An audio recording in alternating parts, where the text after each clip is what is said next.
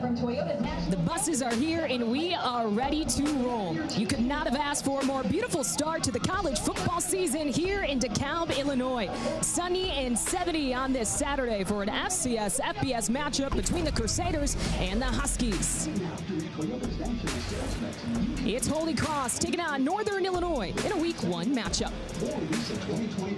Up in the booth alongside Ryan Cavanaugh, I'm Kelsey Casper. Well, Holy Cross has been a great FCS program, winning their 6th straight Patriot League title this past year, but it was also a memorable season for Northern Illinois. The highlight being their Week 2 upset over Notre Dame. These are two football programs that are accustomed to winning games, and I believe this will be one of the best FBS versus FCS matchups we get in Week 1. Well, for Northern Illinois last year, there were a lot of highs. It ended with a bowl season victory, but this year it is a whole new squad. 48 newcomers to this roster. One of their returners, however, it's their starting quarterback in Josh Holst. And he brings some big game experience. He played in 7 games last year. He's a terrific athlete, and he's a true dual threat. That word gets thrown around, but he can run and he can throw. He's most dangerous when he innovates when he gets outside the pocket. And across the sideline, Holy Cross has Cale Swanson, who has a very similar skill set. We've heard all week he can make all the throws, one of the fastest players on the offense. The difference between the two quarterbacks is Swanson transfers in from Illinois, where he did not play for 2 years. So this will be his first live action in a football game in 3 years. Well, this coaching staff has a lot of confidence in their quarterback, who'll be playing in his first college football game this season, as we get a look at the two head coaches going against each other today for Holy Cross. Dan Curran in his 2nd season leading this squad. He spent 11 seasons at Merrimack, where he was the winningest coach in program history, but going up against Tomic Hammock in his 7th season at his alma mater. Both of these two head coaches, Ryan, so passionate about the programs that they're leading. And they've done it on the field. Both of these, and Thomas Hammock, of course, at Northern Illinois, but both of these coaches were not only college running backs, but they played in the NFL as running backs. So it gives you a little bit more juice when you talk to the kids for them to listen to you, because they know these guys have been in the trenches, they've put in the work, and they've played at the highest level. And they're ready to play here. Getting ready to kick off is Holy Cross. Northern Illinois will receive to start this game. Owen Sarceno off to kick it, and we are underway at about the 7-yard line. George Demopoulos rolling past the 25 and taken down at about the 27-yard line, and that is where the offense will start for the Huskies, and we'll get the first look at Josh Holt and this offense. Pretty good blocking here, bounces it to the outside. And Holy Cross, look, you see the number of white helmets getting to the football. They're going to pursue. One of the main tenets of a Dan Curran football team is we are going to play intense, and we're going to do it on every single play. And the kickoff team showed it there. Josh Holst played in 7 games last season with 3 starts, including in their bowl game victory against Fresno State. He gets the start here in Week 1. Flush to the right side. He's going to take it. We knew he was going to use his feet, and we see it on the first play.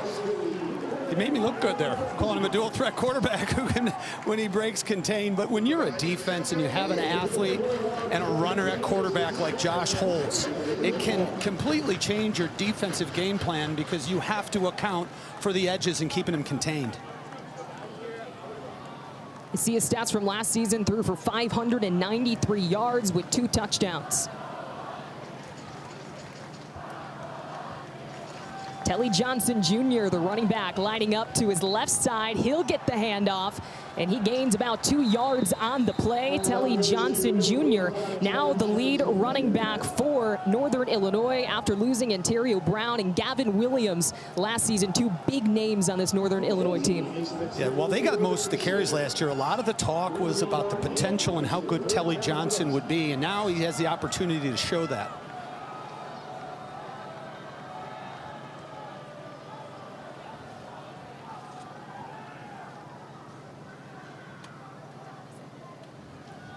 So 3rd down here for this Husky offense. Holst, quick pass to the left side. Reaching for the first down. Diari Rogers, complete pass for Northern Illinois. Really like that play. They brought Rogers in motion. Holst throws it to him in front of his body, and look at the wide receivers blocking on the edge. And because of those wide receivers doing the dirty work, Rogers is able to get the first down yardage. And the opening drive stays alive for Northern Illinois. Holst with plenty of time. Still looking, he's scrambling, and he'll throw it out of bounds. But his offensive line giving him plenty of time to make a decision. Coach Thomas Hammock this week talked about his offensive line specifically with the number of people, as you mentioned, that are no longer with their program through graduation. And they had a very experienced offensive line last year, but he said, we have the skill players to be as good as anybody. We have to see how quickly and how well my offensive line gels. They get an A+ for pass blocking on that play, Kelsey. And an early flag comes in. Looks like it's going to be a false start on the offense. Snap infraction. Offense, number 63. 5-yard penalty. Second down. So a snap infraction for Northern Illinois as we get the call from the referee Marcel Kerr. So still second down here for the Huskies. In the early goings of their week 1 matchup against Holy Cross. Quick throw again, connecting with Rogers, made a man miss, but gets about back to the initial line of scrimmage for third down.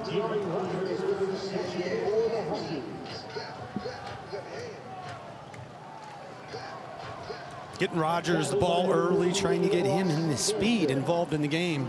Also getting the wide receivers involved in the game. They had 2, again, blocking Crusaders on the edge. Nice job by Holy Cross to get off the blocks and bring Rogers down. Third down again for Northern Illinois. Holst will take it with his feet to the right side, but he is taken down. Kelsey, when you are blocking for a quarterback that likes to scramble, look at how clean this pocket is. And Holst runs out of it, and I believe it's Carl Crosetti, who was being blocked by the right tackle, but because Holst evaded the pocket, Crosetti was able to make the play well short of the first down yardage. But if Holst just hung in the pocket, his offensive line was doing a great job of protecting him again. That was Crosetti in on the tackle, and NIU is going to have to punt it. Max Mosey back to receive for Holy Cross. They're going to let this one bounce inside the 10-yard line. Great punt for Northern Illinois. It's going to be tough field position for Holy Cross. We'll see this Crusaders offense when we come back.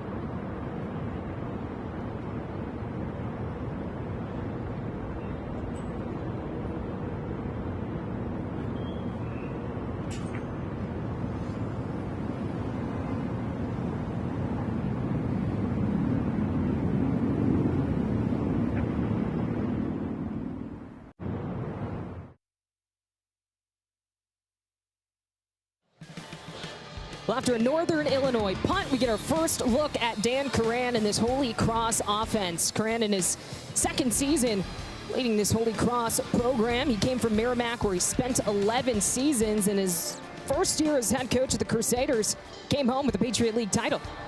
Yeah, actually he's the all-time winningest coach in Merrimack history. He was an All-American at New Hampshire. He's in his high school's Hall of Fame. Played 8 years of professional football, Seahawks in New Orleans, Saints in the NFL, and played for the Georgia Force and the New Orleans Voodoo in the Arena League. So this guy has played it and coached it at a lot of different levels. And we'll see how he coaches this new quarterback, Cal Swanson, the transfer from Illinois, getting his first reps of college football. He hands it off to his running back, to Jaden Clairvaux, a captain on this Holy Cross team. Their offensive coordinator, Andrew Dressner, calls him a tank, 5'11", 220 pounds. Yeah, he's a good-looking running back, is Clairvaux. This is going to be one of the most important matchups of the game, and it's the defensive line of Northern Illinois, who are very, very good, and this very impressive offensive line of Holy Cross. Well, this Northern Illinois defense just a season ago was 4th in the nation in total defense, 5th in the nation in passing defense. Swanson fakes the handoff, going to the outside and just shy of a first down as he is knocked out of bounds. We said in the open, he is one of the fastest players on this offense. Yeah, he gave him top 3, and he tries to avoid here. That's a nice play on the edge by Dante Harrison to string it out, and I think if Swanson put his foot in the ground and dove forward, he would have had first down yardage. But he was trying to get to the sideline and get upfield. Well, it's an early third down here for Holy Cross.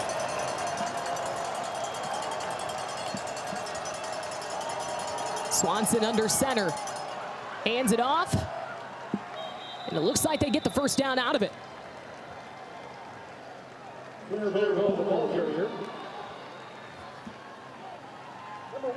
Clairvaux is the ball carrier, and he moves the chains on the opening drive for Holy Cross.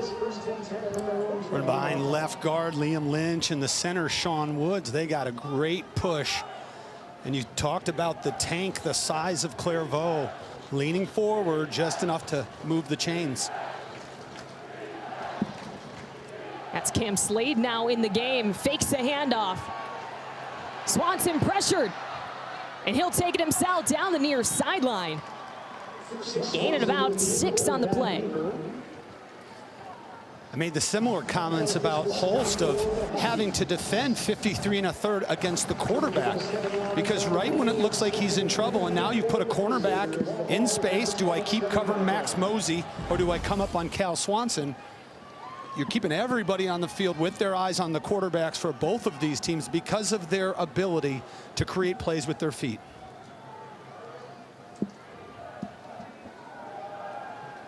First pass complete and taken out of bounds.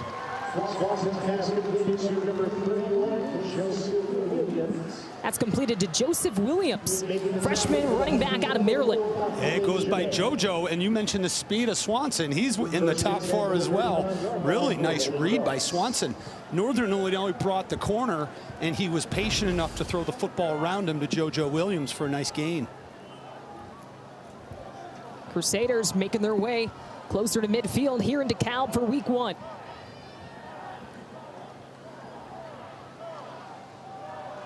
Off to Sam Slade.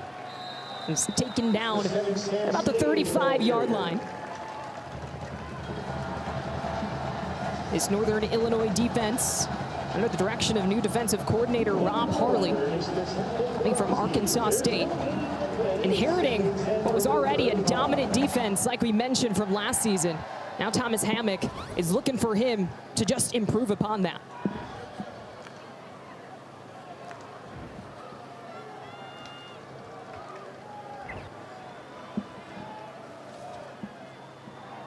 So 2nd and 10 for the Crusaders. Swanson pressured, quick pass, and just taken down by Muhammad Jameh. They're trying to get it to wide. Well, they got it to wide receiver Max Mosey. The problem is Jamey was on him the entire time. Look at him in trail coverage. Pass is there, and Jamey is there as soon as Mosey catches the football. Third down. Swanson pressured, still on his feet. The pass is incomplete. Good defensive pressure from Northern Illinois. And it's fourth down for the Crusaders. Northern Illinois has two Williams, Roy Williams and Jelani Williams, and they're the defensive ends, and they can create havoc. And that time it was Roy Williams that was able to get a hand on Cal Swanson. Excellent coverage by Jacob Finley as well. So Holy Cross will also punt on their opening drive. Ethan Moss back for the Crusaders. Diari Rogers receiving for Northern Illinois.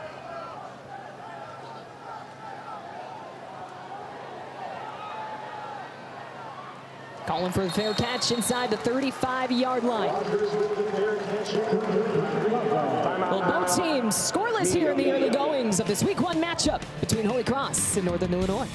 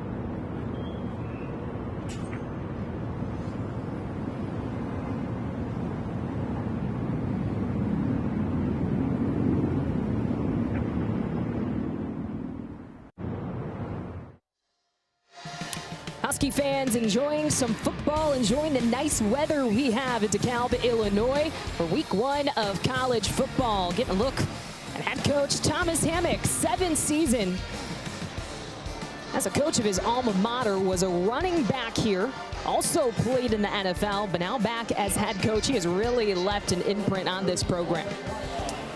Coach Hammock has a deep love not only for this program, but DeKalb, Illinois. And I always love it, his motto, hashtag the hard way, because he never wants his players to take an easy route. And the hard way means you earn everything that you get. Well, here's our second look at Josh Holston, this offense, and Claire Avo is just eaten up. That was Lathan Crowley on the tackle for the Crusaders. Look at the speed of Crowley to read it, and he jumps right in between left guard and center. And an excellent form tackle.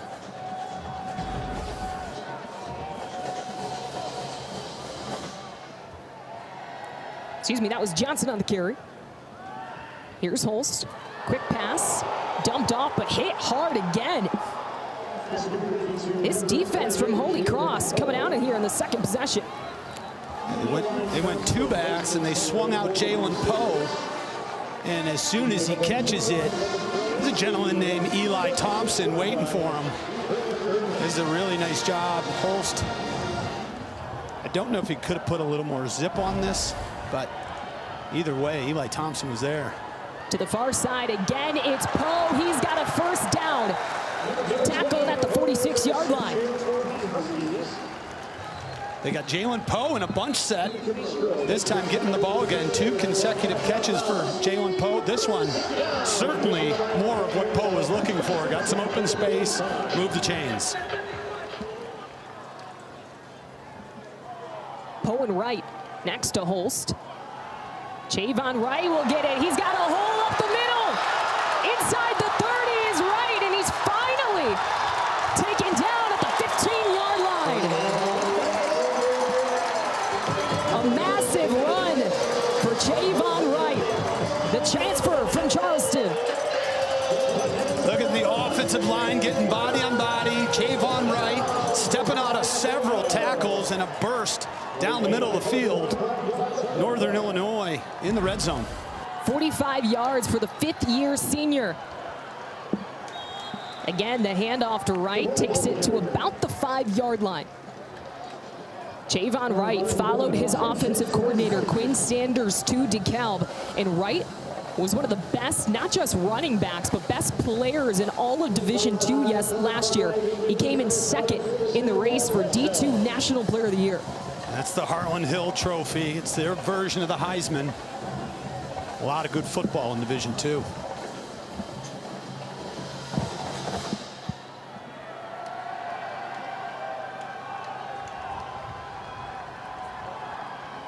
Second and 5 in the red zone for Northern Illinois. There was 2 seconds left on the clock, and Thomas Hammock is going to have to call a timeout. Timeout, Northern Illinois. Their first charge timeout of the first half. This would be a 13-second timeout. What was interesting, Kelsey, is they brought in 2 tight ends, Jake Applegate and Pierce Opong, and they started on the right, then they went to the left, then they came back to the right of the formation, and then Thomas Hammock said, we got to get this play off, take a timeout. You never want to lose 5 yards for a delay of game when you're that close to the end zone. Well, Northern Illinois started their season with a win over Western Illinois before heading to South Bend for one of the biggest wins of the entire college football season last year. Let's get another look at it. An insane scene in South Bend. The game-winning field goal, 16-14, the final score. And this game had everyone talking. Well, Coach Curran was talking about it this week and said that wasn't a lucky game. They didn't get lucky. They didn't use gimmick plays. They beat Notre Dame. And I'll come back to that after this very important second down play, Kelsey. Yeah, in the red zone at the 5-yard line.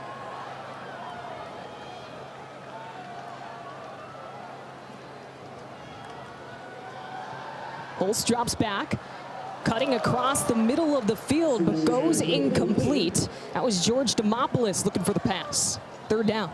They again went to the 2 tight end package. Both choice routes in the end zone with Opong and Applegate, and they brought Demopoulos across the formation. Holst was a little inaccurate, too far ahead of Demopoulos.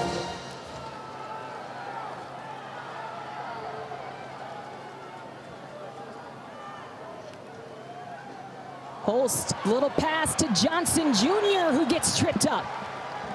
Eli Thompson preventing a touchdown. Tell you what, I know it's only in the first quarter, but I don't think I want to run towards Eli Thompson. He's a cornerback, 5'10", 185 pounds, and he comes up and hits. So big defensive stop for the Crusaders. Forces NIU to bring out the kicking team. Here's Andrew Glass attempting a 21-yard field goal to put the Huskies on the board here first in week 1. And that is up through the uprights. The kick is good for Andrew Glass, and the Huskies are on the board here in week 1. They have a 3-0 lead over Holy Cross.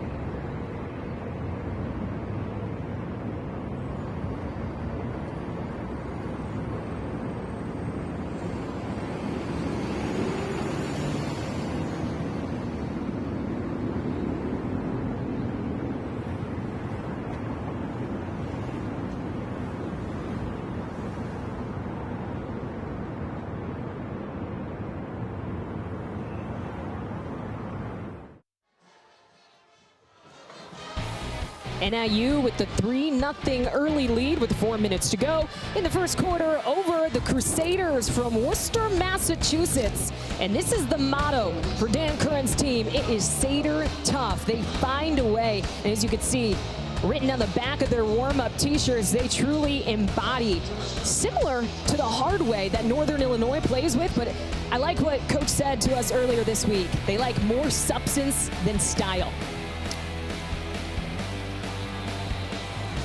He mentioned numerous times, and it was actually a common thread on both coaches' calls, how similar he thinks his coaching, his team, and his attitude is to Coach Hammock and NIU. Inside the 10, the return from Elijah Kaysen. Taken to about the 33-yard line. So that is where this Holy Cross offense will set up shop for their second drive. Early impressions so far from Cal Swanson. He's been able to use his legs a little bit, looking to get this offense in a bit more flow, though, early. Yeah, I think he's doing a great job. He looks accurate with the football. He's running at the right times. He's not forcing one or the other. And they've been able to move the ball with Northern Illinois, just not with the success or the big chunk play that Northern Illinois had. And that pass batted away. Jelani Williams gets a hand on it. And we knew Holy Cross had those two guys circled. Williams on one side, Jelani Williams on the other.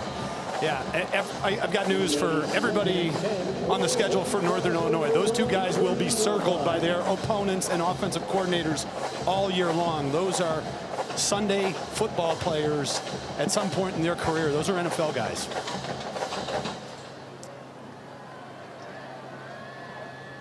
So that'll bring up 2nd and 10. Swanson again using his hand. Charlie Mullally.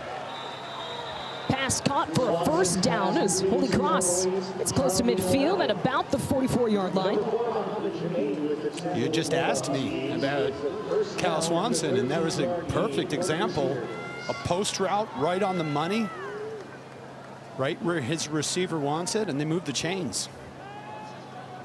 Remember, he hasn't played a football game against another team in 3 years.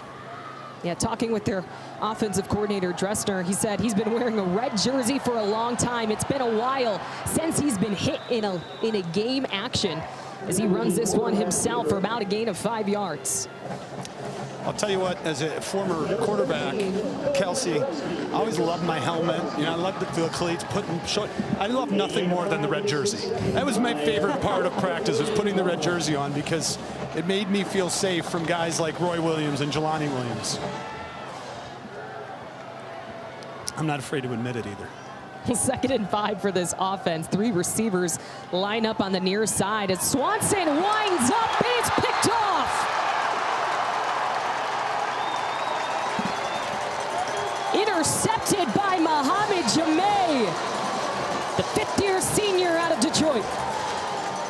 The ball sailed on Swanson a little bit and was deflected off his receiver's hands and into the air, and that's one of the issues when you're throwing the football. That's Nathan Schligner, the tight end, but when you throw crossing routes over the middle and you miss high or it's deflected, there's often a safety behind them who can make the interception off the tip, and Jameh did a great job of coming up and securing the football. Well, that was one of the keys to this Northern Illinois defense from their coordinator, Rob Harley, to get takebacks. He doesn't call them turnovers or takeaways. He calls them takebacks. As we see this Crusader defense all over Josh Holtz, the quarterback, and again, it's Eli Thompson. We said his name a few times already. That's his 3rd tackle in the first quarter, and they've all been highlight level plays. Coming up in the open field to bring down Holst is not an easy thing to do, and Eli Thompson made it look routine.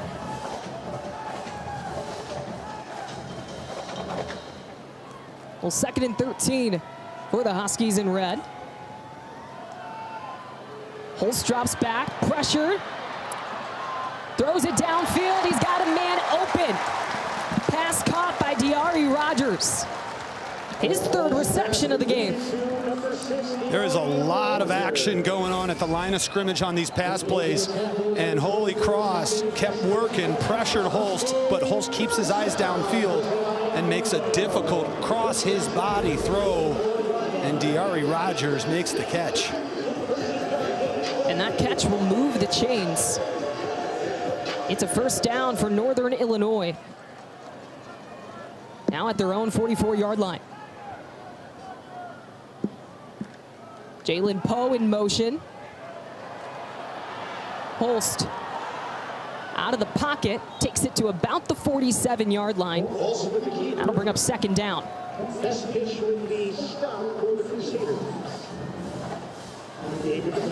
Josh Holst is getting all the pass protection he wants, and almost every time he runs, it's not because he's being pressured, it's he's making that decision to pull it down. That time, I mean, he could make lunch. He could make a meal back there. His offensive line's giving him so much time. 6 guys on the line. Here's a pass to Poe on the near side. Pass midfield. That'll bring up third down.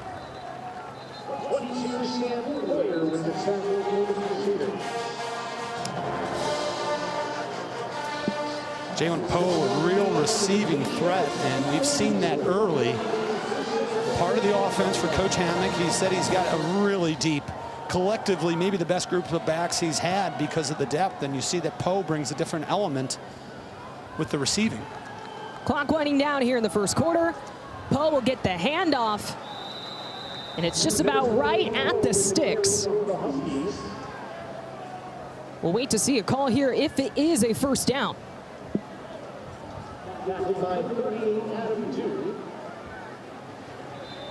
And it looks like it's going to bring up fourth down for this NIU offense as the clock winds down on the first quarter. Well, field goal from Andrew Glass puts Northern Illinois up 3-0 over Holy Cross in the early goings of this FCS-FBS matchup here in Week 1 at DeKalb.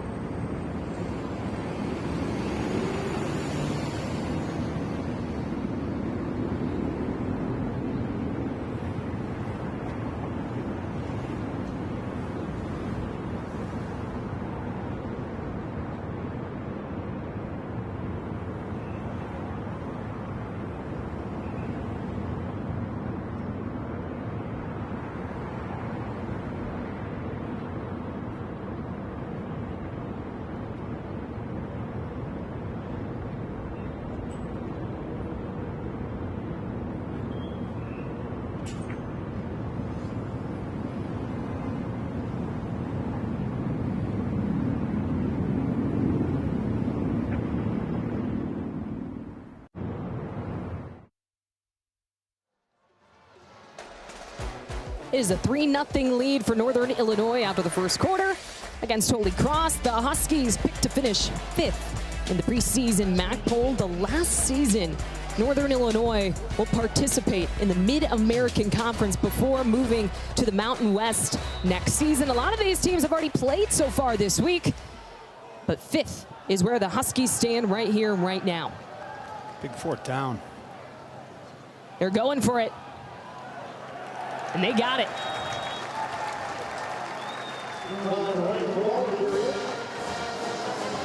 Javon Wright on the carry, pushing his way for a Husky first down. Javon Wright, he's only 5'8", but he's 212 pounds. And you look at that leg drive from Wright, because he was caught about 2 yards behind the sticks, and he pushed his way for a first down. Well, Javon Wright had that big 45-yard rush that ended with an NIU field goal. Here's Telly Johnson Jr. not going far, eaten up by this Crusader defense. You see Bryce Stevenson coming up front and making a nice play. That's excellent job coming off the defensive line by Stevenson. Stevenson, the junior, who has started since his freshman season. 2nd and 12.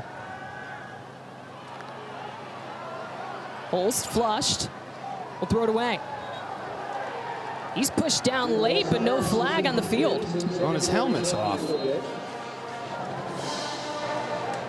Number 15 for Illinois. So with his helmet off, did another player have to come in? Without a foul. You take a look there. Yeah, because his helmet came off without a foul. So we should see Jackson Proctor in the game. So Holst has to sit out a play, and here is Jackson Proctor, the redshirt junior, backup quarterback for Northern Illinois. He's thrust in through a 3rd and 12 situation. This is a big drive right here, finally in Holy Cross territory, and a long 3rd down for the backup quarterback. This is what you prepare for.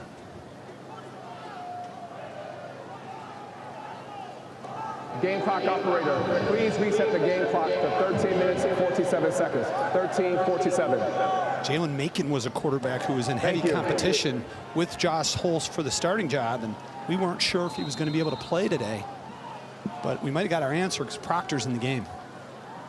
Here we go, big moment for the backup QB. The handoff to Johnson, still on his feet. Will gain about 5 on the play, but it's not going to be enough. That'll bring up 4th down for NIU. Nice play by Number 20 for the defense must sit one play because his helmet came off without a foul. I was just going to mention Garrett Baldwin. Nice tackle, but his helmet came off. Now that won't affect them nearly as much because it's going to be the punt return unit. But Cam Santee, their middle linebacker, and Baldwin came up and shut him down just when it looked like the running back might have had some daylight. But another punt for NIU. Max Mosey back to receive. Vukovic with the punt. And this one is gonna roll to about the 2-yard line. 2 great punts for the Huskies. And again, tough field position for Holy Cross when we come back.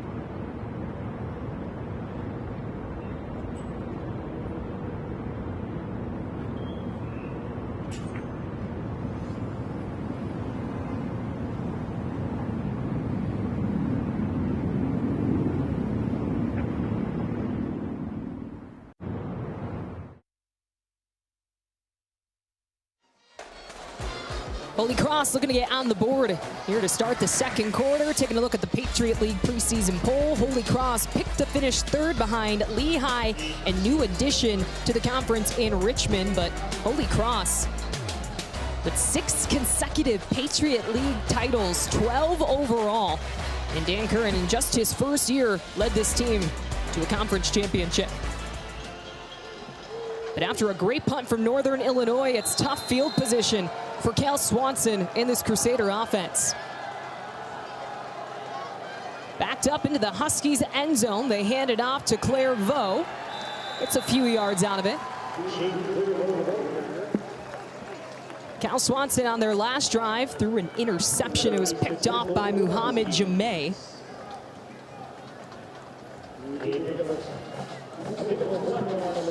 So they're still looking to find their flow here in the second quarter. I always say, Kelsey, when you get into the red zone, especially this close, the closer you get to the goal line, the more your playbook shrinks, whether you're coming out of it or going into the end zone. And you can see right now Holy Cross being very careful with what they call, not only to avoid a safety, but try to get themselves out of the end zone. Swanson will take it the opposite way. He's got a hole upfield past the 30-yard line and finally taken out of bounds. Cal Swanson, the sophomore QB, with a huge run to move the sticks for Holy Cross. Zone read. Swanson shows the football, pulls it down, hits a seam, and shows off that game-breaking speed we heard about all week. We're seeing it live, and I can tell you, nobody lied to us about the speed of Cal Swanson, because he was one player away from a 98-yard touchdown run. With that run, 33 yards downfield. Crusaders now at the 36-yard line. Probably a relief for Swanson here. He could take a breath and let his offense go to work. But Mark Hensley wraps up the running back for Holy Cross. It's the second time in 3 plays that Mark Hensley has beaten his man and made an impact. This time, getting penetration into the offensive backfield. But Hensley is a guy that was identified this week by defense coordinator Rob Harley as one of the better pass rushers for them. And when a defensive tackle is picked as one of your best pass rushers, that means a lot. Loss of 2 on the play for Holy Cross. Quick pass, good hands. That was Charlie Mullally with the reception. Nice pass by Swanson, and you're absolutely correct. That is not an easy ball to catch, because you're moving and a diagonal, the football's coming, it's up and away, and the running, you know you're going to get hit, which Mullally did, and he was able to secure it. Husky fans on their feet. It's 3rd and 4.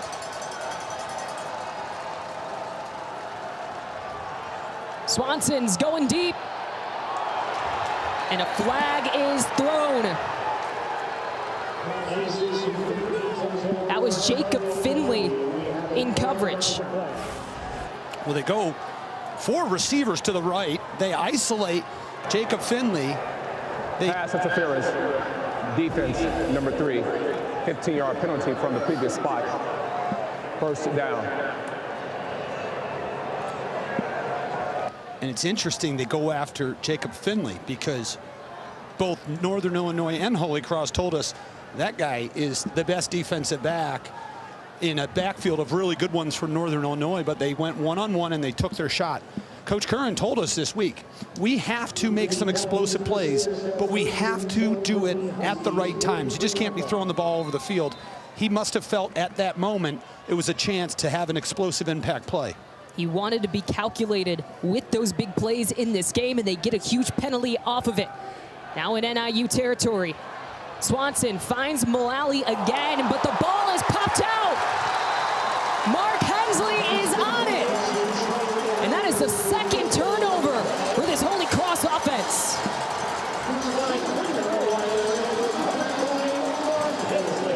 Beautiful play defensively to rip the football from the receiver's hands.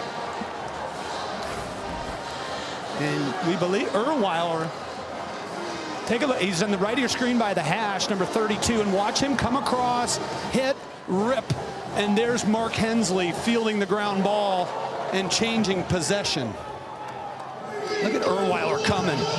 And when you're taught as a linebacker, if you hit him and you stand him up, you immediately start ripping at the football. The ruling on the field is a fumble recovered by the defense. The play is under review. Quinn Erweiler, a fifth-year senior. We were talking about him pregame, a former walk-on, now a captain on this NIU defense. He's a big voice on that side of the ball for this NIU program. You can tell from Coach Curran's face, he knows this is a big moment in the game. They had the momentum, they were driving, and I thought, Kelsey, I thought this was a bang-bang type play with potential to be overturned, and Coach Hammock knows the same thing. There's nothing better than getting turnovers or get-backs, as they call them. Take a look at it.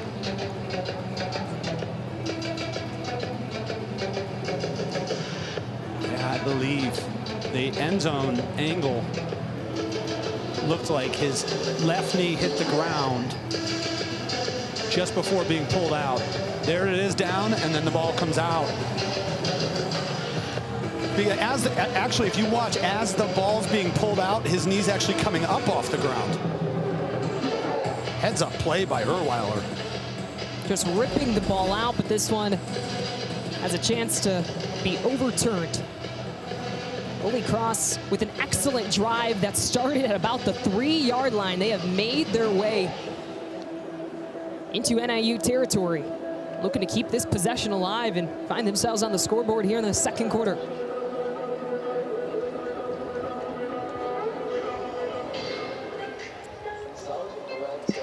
This is a Holy Cross offense, an average 27 points per game last season. That was good for third in the Patriot League. And now this year they returned 4 of their all-Patriot League selections. And as we mentioned, third in the preseason rankings. Well, some of those all-MAC selections have just returned to the field because Coach Hammock's put his defense back out on the ball before the officials even get out from underneath the hood. So someone told him, Coach, this is getting overturned. After review, the runner's knee was down with the ball on the 36-yard line. It will be second down and 3 from the 36. The game clock will start on my ready for play whistle. So the possession stays alive for Holy Cross. Call overturned. It will not be a fumble. It'll be second and 3 from the 36-yard line. If you're Holy Cross, you're still in a great position right now. In the second quarter, you have a chance to take the lead against an FBS program here in week 1. They came in with a lot of confidence.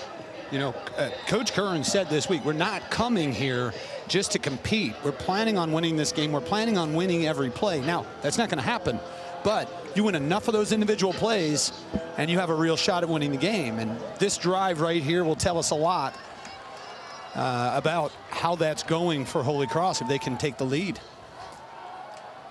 Swanson to the right. Pass caught by Kaysen. He's ripped up. It looks like he's going to get the first down. With the tackle for the Huskies, number 2, Cyrus McCarron. Cyrus McCarron with the tackle. That catch good enough for a first down to move the chains for the Crusaders. I really like what Coach Andrew Dresner, the offensive coordinator for Holy Cross, is doing right now with his play calling, because he's mixing it up. He's going deep, he's going short, he's going through the air, he's going on the ground. He's using a lot of different players, and it's keeping Northern Illinois on their heels. Swanson under center, hands it off to Clairvaux. Right into the pack where he gets swallowed up.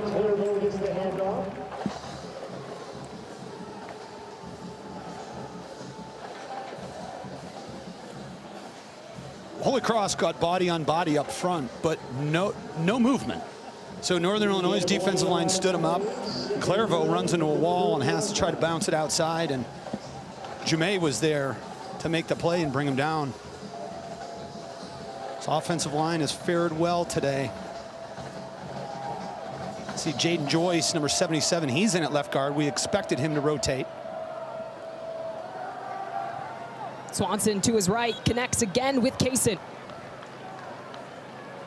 Second catch for the sophomore on this drive. Getting a little bit more involved compared to last year. Only 5 receptions for 22 yards.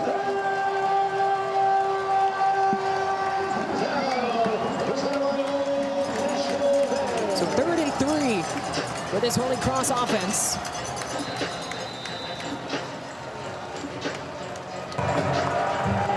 Timeout. Holy Cross. Their first charge timeout of the first half. It looks like This will Holy be a Cross is media going to talk this timeout. one over. Big 3rd down here in the second quarter. Crusaders trailing by 3.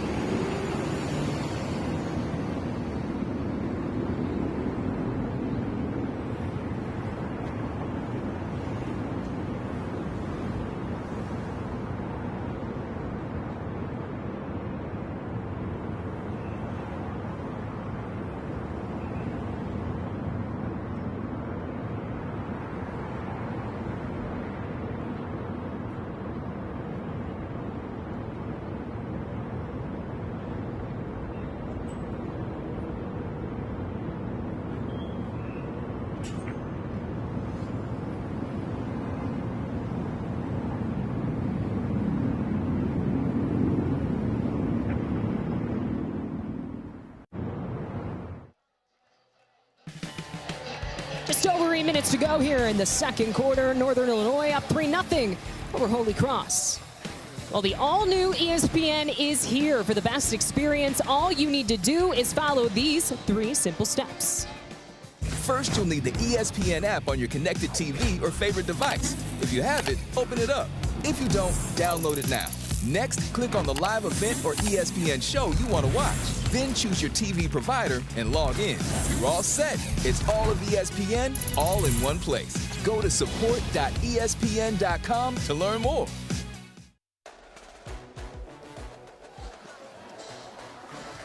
Well, a big opportunity for this Holy Cross offense here in the second quarter. Keep an eye on the right side of the line. Although they're going empty, they're going back to that formation 4 on the right with 1 receiver to the bottom of your screen. 3rd down for the Crusaders. Swanson in trouble. And he is tackled in the backfield. That is Quinn Erweiler in for the big sack. Looked like Holy Cross wanted to run a quarterback draw, and it was closed up. Jelani Williams, number 11, was right in his face. And Swanson has to watch. He wants to come up the middle, and there's Williams, so he has to bounce it outside. And that's when Erweiler comes up, Jasper Beeler, and is that Mark Preto? Mark Preto in too. Really nice job by that Northern Illinois defense. 4th down, they're going to keep the offense on the field. 4th and 11. Swanson pressured again. Rolls to his left, takes a shot to the end zone, and it is way over the head of Max Mosey. Number 72. Excuse me, Ty Curran in the end zone. Pass intended for him on a 4th down, but Holy Cross can't convert. NAU takes over when we come back.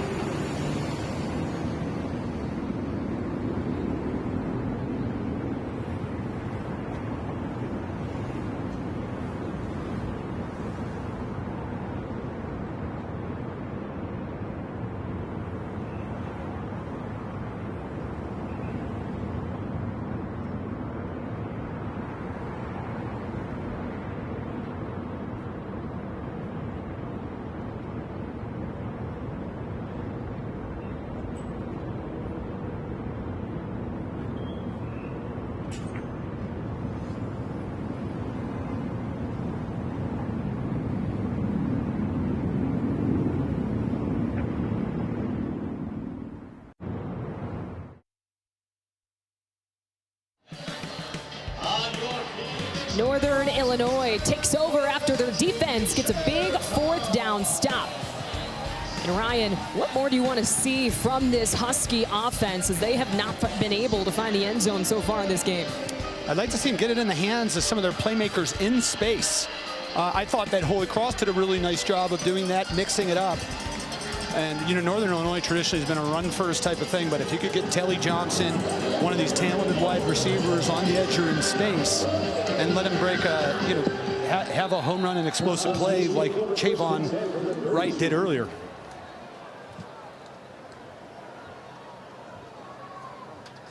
Chavon Wright with a 45-yard run earlier that resulted in an NIU field goal. Well, here's a pass and a cutting Diari Rogers just short of the 1st down. And that's exactly what I was talking about. So now you get it out on the edge. You've got some guys to block for you, and you have it in the hands of the speedster Rogers. Now he's in space, and you watch him try to cut back to the left. It's a really good tackle on the edge. Tommy best pitch, but that's what you want to do is get Rogers in space. Number 11, Lincoln Coley with the tackle for the Crusaders. No gain on the play, 2nd and 10. No gain on the play for Northern Illinois. That brings up 2nd and 10.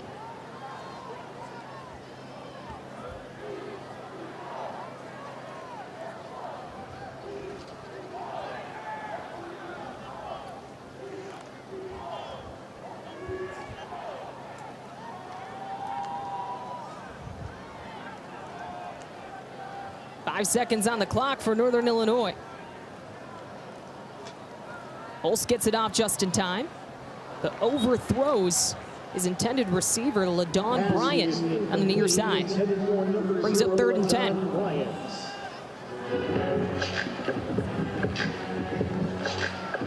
Play appeared to be a little disjointed from the get. A little bit of confusion, or so it seemed.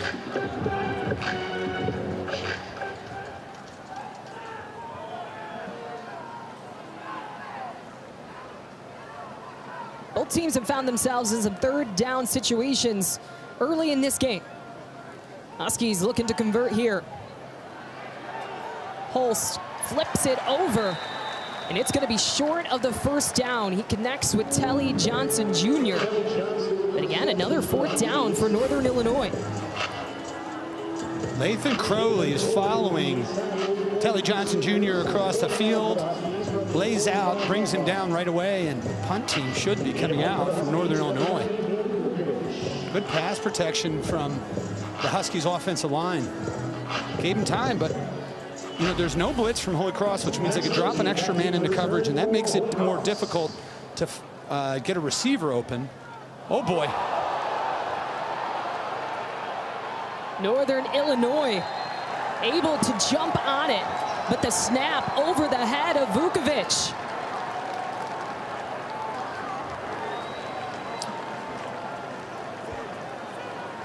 Huge turn of events. And this Vukovic never really had a chance at that football. It went well over his head, and he's lucky to be able to even get on top of it. And a sudden change, and the Crusaders are going to take over at the 13-yard line of Northern Illinois. And just like that, Holy Cross inside the red zone with a huge opportunity to take the lead here in the 2nd quarter.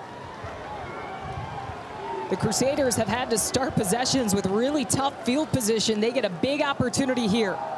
They'll go on the ground to Clairvaux. He's inside the 15, taken down at the 5. And a helmet comes popping off. Number 65 for the offense must sit one way because his helmet came off without a foul. That's Joe Metzger, who's going to have to sit out this play. But take a look at this run from Clairvaux. Battling through defenders, gets behind Metzger, and you see a huge hit on Metzger that knocks his helmet off. But Clairvaux makes it 2nd and short after being bottled up at the line of scrimmage. An All-Patriot League first-team selection. Gets his team to the 6-yard line. He'll take it again. But this time taken down by Mark Preto. job by Preto to get into the backfield.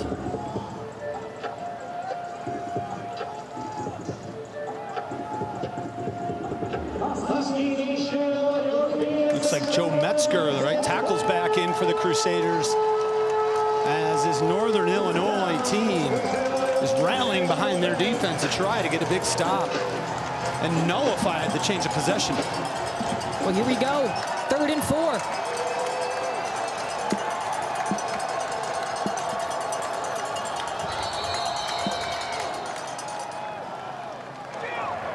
Timeout. And look, Holy Cross. looks like Holy Cross is going to have to use a timeout here. Of the first half. Big opportunity. The 5-yard line.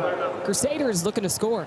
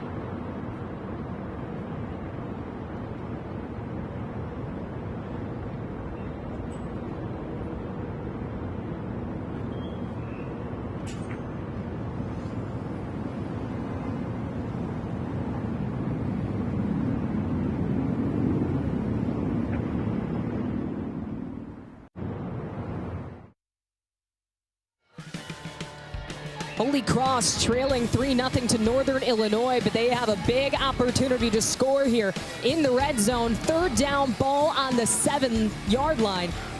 They got an opportunity to take the lead, or if not, hopefully kick a field goal. And they're going with the Michigan formation here. Trick play, and they're going to break out. Northern Illinois has no idea how they're going to line up because of this. They did that on the previous play, too. Dan Curran calling a timeout to talk over this play, hoping to execute for the first score of the season.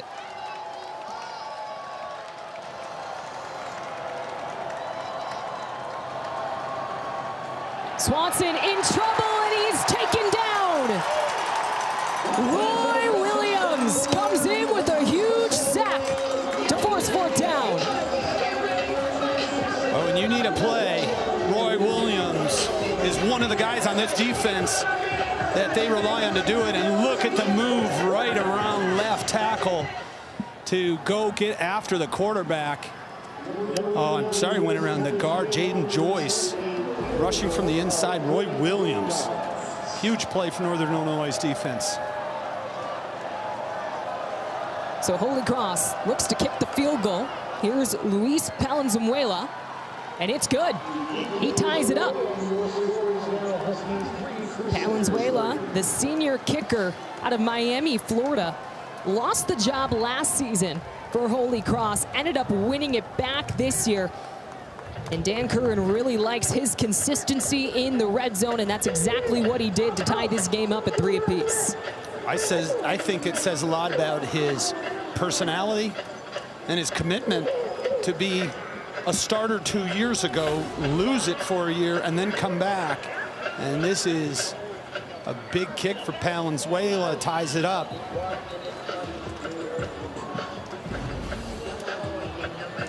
So just under 3.5 minutes to go here in the second quarter. We have yet to see a touchdown in this game. They have only traded field goals so far. But Northern Illinois will get the ball back after a bad snap on a punt. That's how Holy Cross got that field goal. In their earlier possessions, they had really bad field position. They had great field position in the red zone, and they capitalized on that opportunity. Thomas Hammock this week talked to us about what his goals were and how they want to win. He said, we want to play clean with no turnovers. We tackle well, and we have to have excellent special teams. And the fourth one was, don't give the game to them. Make them beat us. If they show up and they're the better football team and we lose, then that's what you have to deal with. But don't give them the game, make them earn it.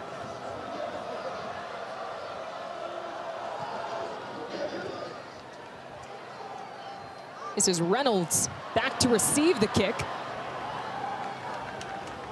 And a flag goes flying. Takes it just past the 20-yard line.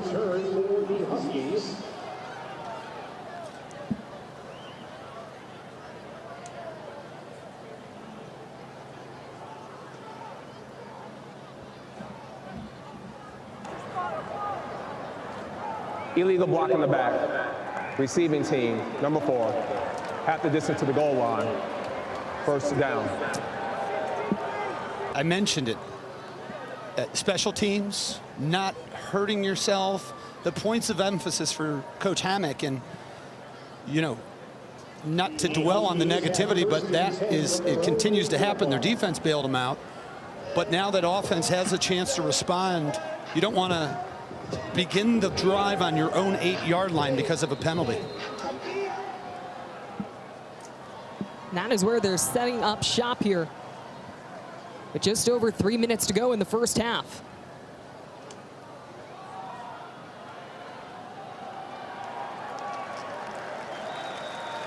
Taking it on the ground just short of a first down is Telly Johnson Jr. Trying to give his team some breathing room here. Second down.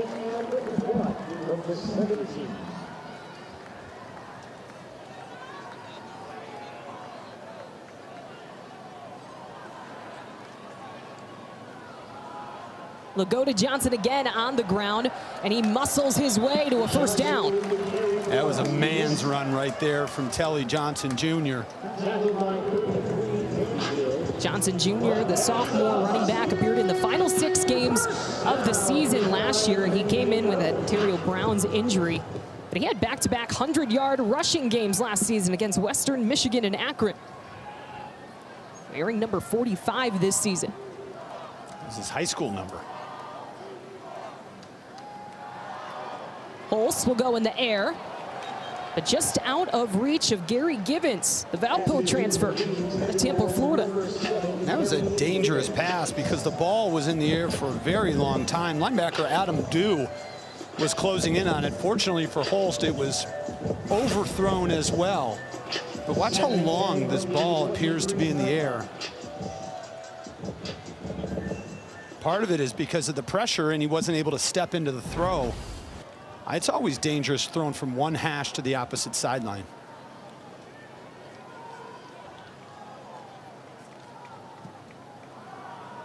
Johnson on the ground, and he is swallowed up.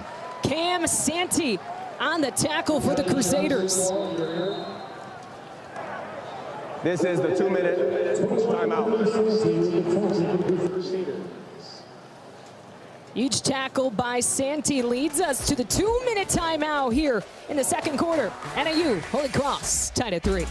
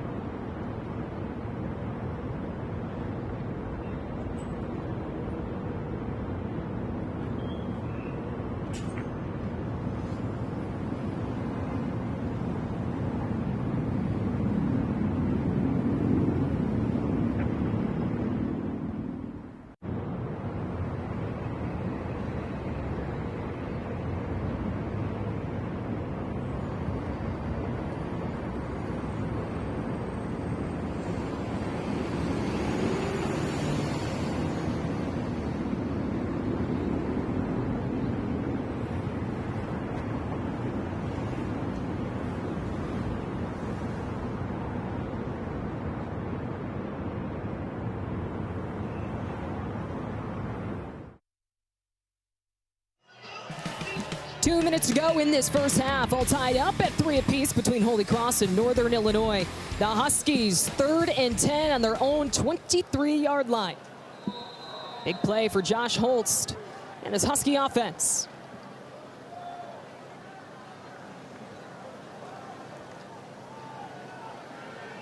Throws it to his right, pass caught. And he's got the first down, tackle just shy of midfield.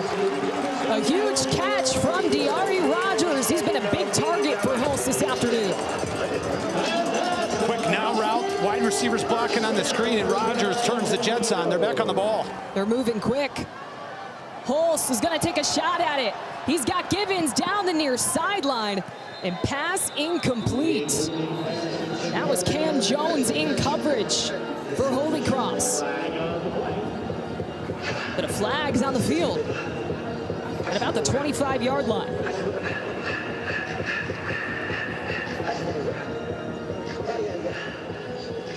It is in the center of the field, though. So I think it would be unrelated to the pass and the coverage by Cam Jones. We'll see.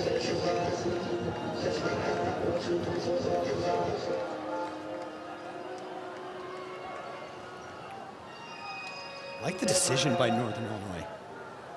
Get the first down yardage and then take a shot deep right away. Moving quick, too. Not allowing that Holy Cross defense to get set. Illegal substitution. 12 players participating in the down. Defense, 5-yard penalty from the previous spot. Northern Illinois has elected to reset the game clock to 1 minute and 52 seconds because the defense participated with 12 players in the field. We also have a sideline warning against Holy Cross. There is no yardage penalty for that infraction. Game clock will start on the snap. All right, so all of that, and the game clock is now reset to 1:52, and it's first down for Northern Illinois at the 47-yard line. So get the 10 seconds back and 5 yards to make it 1st and 5.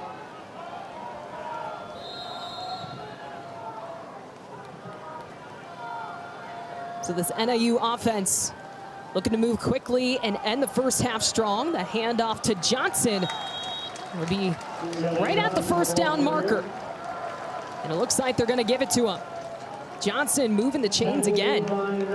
And this offense starting to find some flow here late in the second quarter. Nice push up front from the offensive line. I think they played terrific in this first half for the Huskies.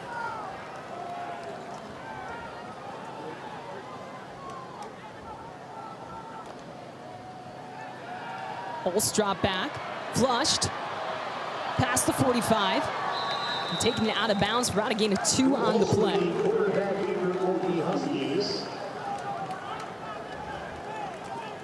Holst has had a lot of time in the pocket today, but that time getting a little pressure from the defense. Yeah, I agree with the decision right there to run. You're just going to stop the clock.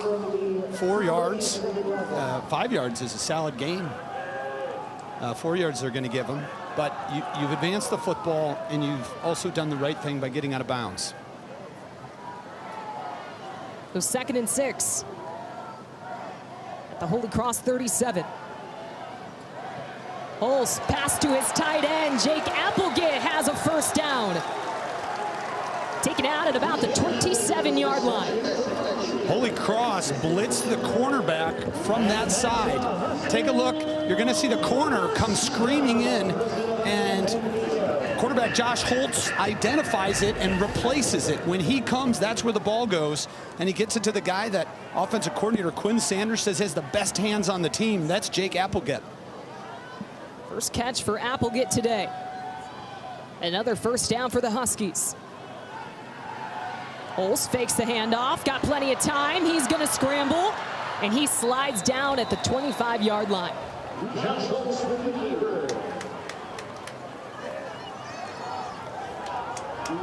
Clock is rolling as we hit the 1 minute mark here in the first half. NIU looking to take the lead before halftime. Johnson on the ground, fighting for a few more yards. As Cam Santee in on the tackle, the junior signal caller for this Holy Cross defense. Timeout, Northern Illinois. Their second charge timeout of the first half. This will be a 30-second timeout. So Northern Illinois will use a timeout here with 43 seconds on the clock. It is 3rd and 7. And coming up at halftime, we're going to talk about the legendary career of Lee Corso, his final College game day this morning, as well as talk about first half highlights and stats from this week 1 matchup. You just mentioned Cam Santee, number 21, who's in that mix. There he is on the left. And last year, so he comes in, he's a Mike linebacker as a freshman. Last year, due to the number of injuries the Holy Cross defense had, he moves to defensive end. All he does is have 51 tackles, 6 tackles for loss, a sack and a half. And now that their defensive line, he can return to his natural position at middle linebacker, and he's having an outstanding afternoon. Excellent head coach Mike Elder from Avon, Ohio. State championship type program that Cam Santee comes from. A lot of depth on this Holy Cross defense. They'll look to lean on it here. 3rd and 7. Holst in trouble. Somehow he gets out of it. Still on his feet, taken down at the 21-yard line. That is shy of the first down, but able to make something out of nothing is Josh Holst. Kevin Gillis, number 50, is 6'1", 290 pounds, and I do not know how Josh Holst was able to run out of the grab of Gillis, but he makes a negative a positive. 4th down. Timeout. Holy Cross. So this time, That is Holy their third and Cross final charge timeout. will use their of the first final half. time out This will of the be a first 30-second half. timeout. Let's take another look at this run from Holst. Well, it's a great job by Gillis, just pushing his man back all the way into the quarterback, and he has him. Somehow he gets away, and you see, there he is again, Santee, 21, coming in to make a play.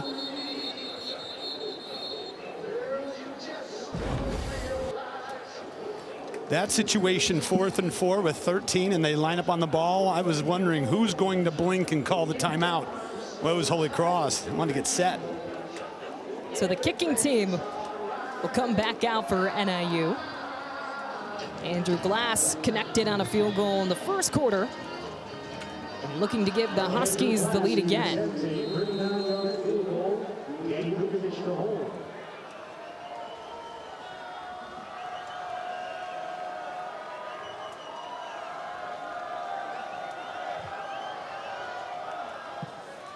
The kick is up and just getting it in. Glass is 2 for 2 on the day, and Northern Illinois takes a 6-3 lead. I'm starting to think it's me, Kelsey. I had Wyoming and Akron on Thursday, just 2 days ago, and that game was 3-0 at halftime. They finally got 1 touchdown in the second half to make it a 10-0 win, with Wyoming beating Akron. But offensive coordinators aren't going to want to talk to me anymore. There's nobody scoring touchdowns when I'm in the booth. Defensive guys, now they love me because nobody scores touchdowns. How about the defense from both of these teams here in the first half? Nobody finding the end zone. But against these young quarterbacks, we mentioned this is Cal Swanson's first ever college football game. He sat for 2 seasons at Illinois before transferring to Holy Cross. So this is the first time live action. And then Josh Holst, he played in 7 games. He only started 3 last year. He's still a redshirt sophomore. So 2 young quarterbacks trying to lead their respective offenses. Well, let's start with Swanson. He doesn't look like that's the last time he played in a football game. He looks outstanding. And Josh Holst has done exactly what Josh Holst does. He's creating plays. And you know, you look back in the field goal, if he doesn't get out of the grasp of Kevin Gillis, that makes it a 6-7 yard deeper field goal for Andrew Glass.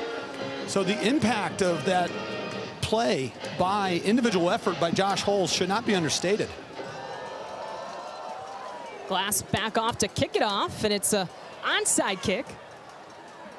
Gobbled up near the 40-yard line. With about 5 seconds left on the clock for Holy Cross. Tommy Bestpitch, defensive back, got his hands on that football and had some ideas of grandeur to return it. Always interesting here If the coach elects to take a knee and go in and get those halftime adjustments started, or take a real risky shot from 59 yards away from the end zone, they're going to get in the victory formation and just kneel it out. And that's exactly what they do. Swanson will take a knee, and that will wrap up the first half here in DeKalb. NIU with a 6-3 lead over Holy Cross. Neither team finding the end zone in this first half. We have seen 3 field goals, and that is where we lie. 6-3 at the halftime break. When we come back, we'll talk Lee Corso as well as first half stats and more at the halftime break here in DeKalb.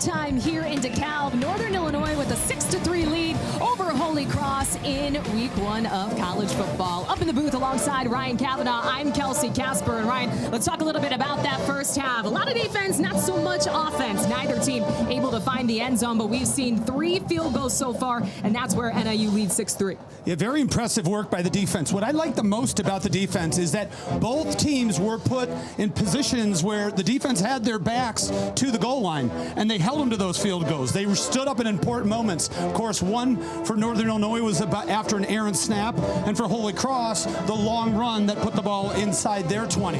Now, I think the offensive lines are both playing very well.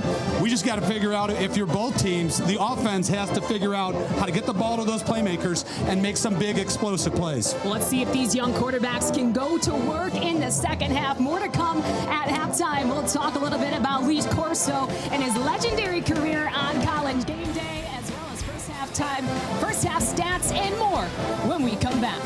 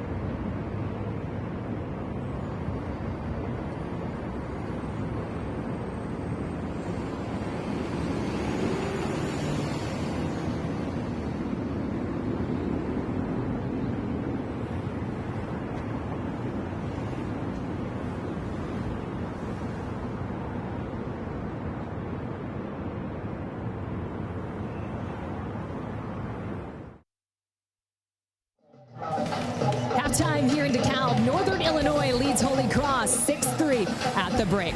Well, today was the last College Game Day for head coach Lee Corso. And during the course of his career, it featured 400 headgear picks, live mascots, special guests, and even a few outtakes that needed a little special editing. But through it all, the legendary coach Lee Corso made one thing clear: it never gets old. His passion has embraced the fans, celebrated the sport, and built a tradition unlike any other.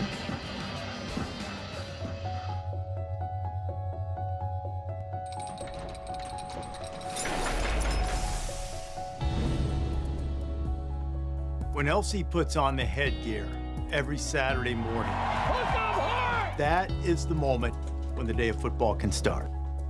Could have never have dreamt that it would have become where we are today, where fans every week, that's what they wait for, to see which headgear he's going to put on. I like Ohio State's speed and power, but I question their place kicker and their punter. The headgear tradition started in 1996 at Ohio State. Herb Street was fairly new on the show, and Kirk's wife Allison had been an Ohio State cheerleader. He thought I might have some kind of in to try to get Brutus his headgear. They had to do some very high-level, tense negotiations. I'm telling you, it took 3 or 4 different back and forths until finally they green-lighted Brutus. I tell you one thing.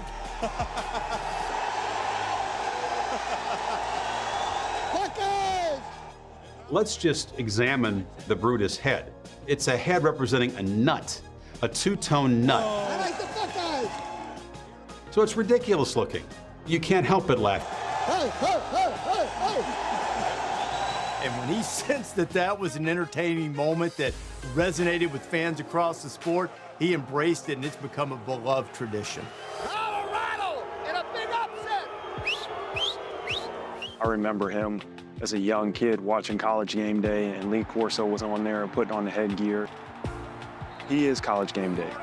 I feel like I've been watching Lee Corso do that since, I was in high school.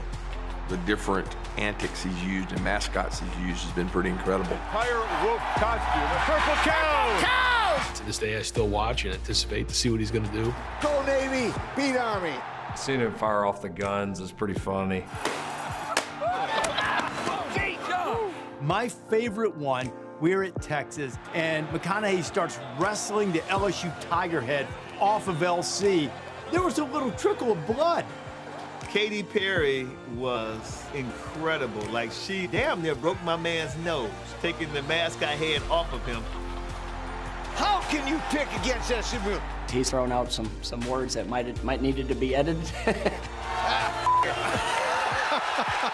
My favorite memories definitely include live animals. We got a live duck loose on the set. He's not afraid of gamecocks. He's not afraid of alligators. He's not afraid of dogs of any kind. That dog is beautiful! That dog is ugly! Give me this thing here! I think the best part is when Coach does the okey-doke, where he grabs one head, gets ready to put it on, and then he chucks it to the side and grabs the other one. Penn State! Give him that head. Does that mean you're going to go against your first love, Brutus?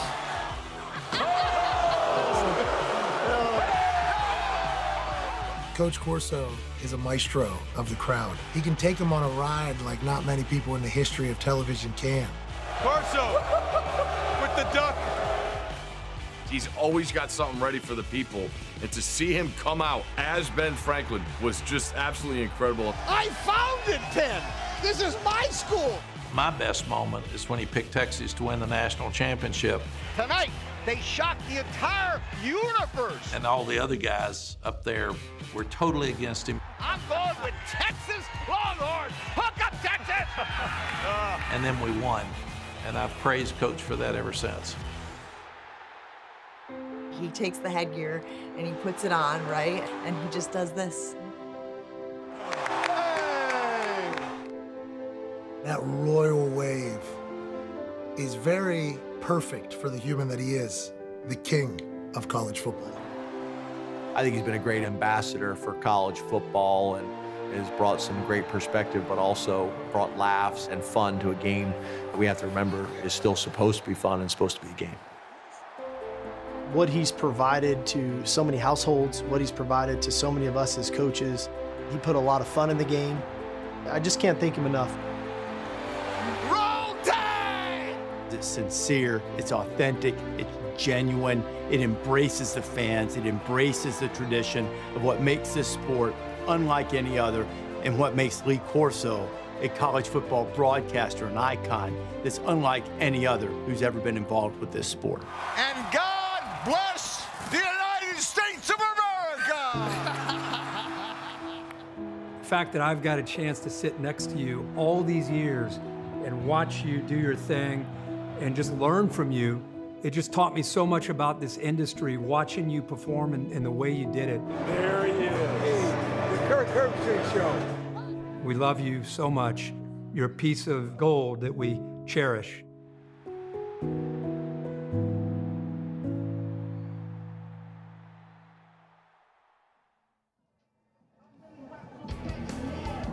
And with today's show, that puts an end to Coach Lee Corso's career. Oh, not so fast, my friend. I always wanted to say that. I truly believe just the legacy of Coach Lee Corso will carry on for future generations of coaching, and what he's been able to do behind the desk, bringing entertainment with value to sports fans and football fans all over the world, that will continue to live on. And what about Coach going out on top one last time, picking the Buckeyes? And I feel like they did it for him a little bit. Just a little bit. So many memories created on Saturday mornings with Lee Corso and College Game Day. Well, second half awaits us here in DeKalb, Northern Illinois, up 6-3 over Holy Cross.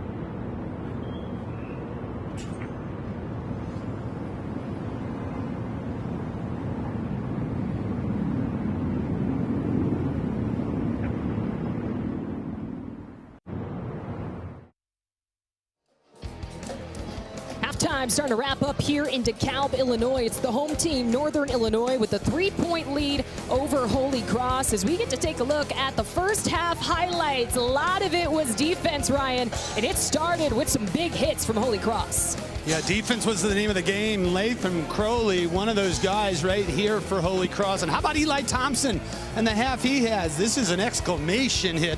And over on the other side, this was one of the big plays of the half. Mohamed Jamed catching the interception off the tip ball. And the defensive front for Northern Illinois, as good as advertised, chasing just Crusaders all over the field. That time it was quarterback Cal Swanson.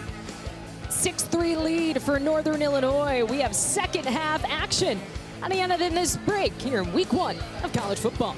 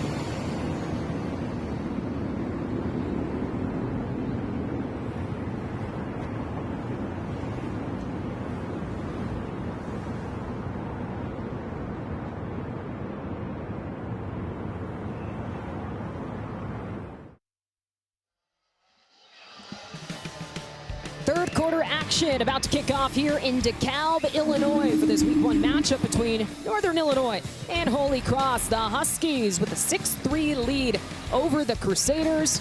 Northern Illinois will kick this one away, and Holy Cross will have the ball to start this second half. Like we mentioned, we have only seen field goals in this team. Neither team has found the end zone, but at the halftime break, offenses have regrouped and they're ready to go here in the second half. The sun is out on a beautiful day here to start the college football season. Elijah Kaysen back to field this one inside the 5-yard line, and he's found a big hole. Past the 40, past midfield is Kaysen on the huge return for Holy Cross here to start the second half. I was just going to say that could change because the amount of speed deep for Holy Cross. They had Ty Curran and Elijah Kaysen, both who can really go. An excellent play by Jordan Lynch in kick coverage to finally chase Kaysen out. There's Lynch, number 5. Really nice move in the open field. Well, what a start to this second half for Holy Cross as they now have the ball at Northern Illinois' 29-yard line.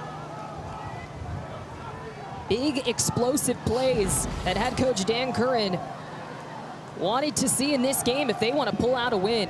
Quick throw and a catch by Max Mosey, taken down by 2 NIU defenders. Max Mosey, the lead receiver for this Holy Cross offense. Didn't see too much of him in the first half, but last season led the Patriot League, averaging 19 yards per reception. Offense coordinator Andrew Dresner says he will show up. He always does, and he never disappoints on game day. He's had a nice day today. So is Swanson. 8 of 12, only 55 yards, so he's kept the passes conservative, at least the completions. And a big stop by the Northern Illinois defense. That was Ty Miles in on the tackle, and Sam Slade received the handoff. Really nice job shooting the gap here. Also in on that tackle was Pierce Opong, wearing number 8, who plays on both sides of the ball. Tight end, defensive line. Well, quickly it's 3rd down for Holy Cross. Swanson pressured and pass broken up. Jasper Beeler getting a hand on it and forcing a 4th down. What a play by Jasper Beeler, closing, using the inside hand to knock it away. Beautiful technique. Just got to the football before it got to Ty Curran. And you're not going to believe this, Kelsey. There's a field goal unit on the field. That is something both of these defenses have been really good at. It's a 41-yard attempt for Luis Palenzuela. He hit a 33-yard attempt in the first half. This one up, and it's no good. Far left. So after giving up the huge kickoff return, NIU able to get out with no points on the board.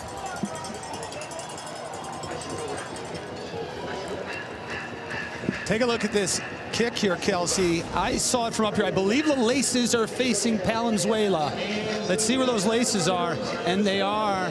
And when the laces is the direction the football is going to travel, and when the kicker's foot hits the laces, it makes the direction of the ball more uncontrollable or unexpected, and you saw him push it there. And that's why, for holders, if you're on a hash, they'll spin the laces in the direction of the uprights. That time they were facing the wrong way, and Palenzuela put his foot directly into them. Well, now here's the Northern Illinois offense starting at the 23. There is Telly Johnson Jr. He's got quick feet coming through the hole. Really beautiful job stepping in and out, stepping out of tackles, moving side to side. That's done in the offseason. Those are those cone drills, ladder drills, increasing your footwork and being able to avoid tacklers when he gets through the hole. Telly Johnson just did it. He gained 9 yards on the play. Here's 2nd and 1. Play action, Holst with some time. And it's caught. Pass complete to Diari Rogers. And that's another Husky 1st down.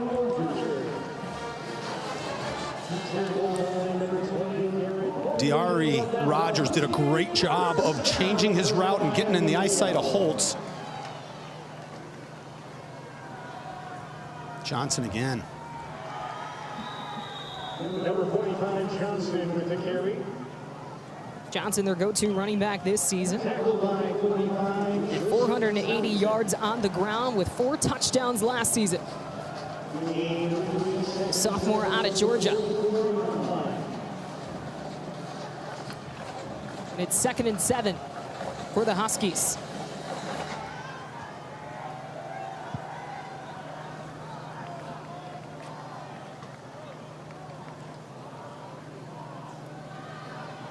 Holst to Johnson again, who's able to get past midfield and move the chains yet again. This offensive line is starting to impose its will. Thomas Posh and Izzy Ozo, right guard and right tackle. Northern Illinois likes the pace they're moving at, not allowing the defense of Holy Cross to substitute. Evan Malcor was the only returning starter to this offensive line that entered last season with 172 games of experience. Holst will take a shot downfield. He's got a man open, but it's picked off, intercepted.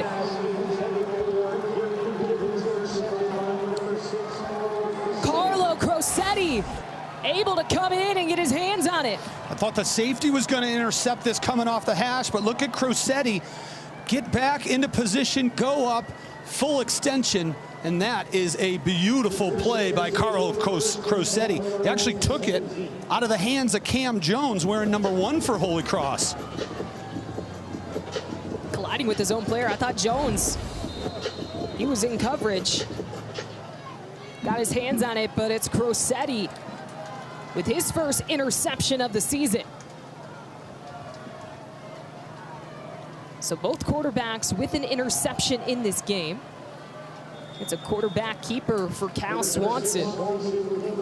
Really nice job by Muhammad Jameh, number 4. He already had an interception in this game. He came up, and there's Jelani Williams also in on the tackle, one of their stud DNs. Muhammad Jameh's having a game.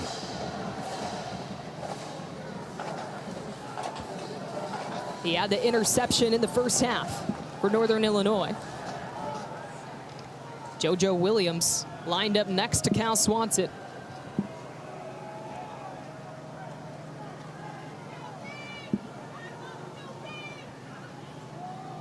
Williams will get the handoff, takes it right. Brought down by Jelani Williams.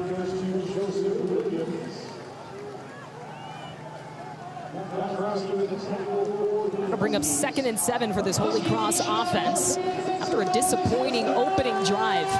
It was Elijah Kaysen with a 71-yard kickoff return to start the 3rd quarter. But their defense couldn't execute, and then they missed the field goal. Excuse me, here's 3rd down. Swanson in pressure. He's gonna have to use his legs, but just shy of the 1st down marker. Now it's Philip Maturowski in on the tackle for Northern Illinois. And that's a great play by Maturowski, because if he doesn't pull Swanson down, it'd be a 1st down decision time for Coach Curran. Decision made. Punt team coming out. Look at the job of number 17 in red. Swanson does a good job of knowing when to pull it down. Almost gets around Maturowski. Shoelace tackle. And a big one. So a quick 3 and out for Holy Cross, and Ethan Moss is back to punt. Diari Rogers back to receive. It's a short punt. It's bouncing and rolling to about the 43-yard line. So that is where Northern Illinois will take over. No point scored here in the second half. It's still 6-3 with just over 8 minutes to go in the 3rd quarter.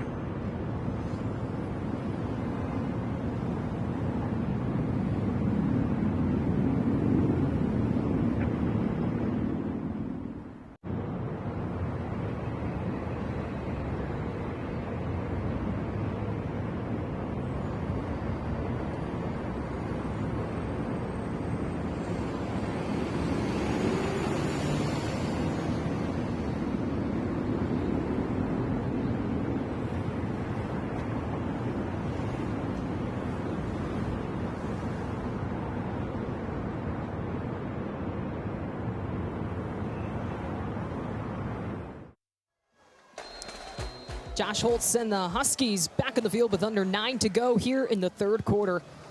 Ball starting at the 43-yard line. He'll hand it off to his running back, Telly Johnson, with no gain on the play. Josh Holtz, under 17 on the day, 13 rushing yards. But still yet to find the end zone. The first touchdown of the year for Northern Illinois.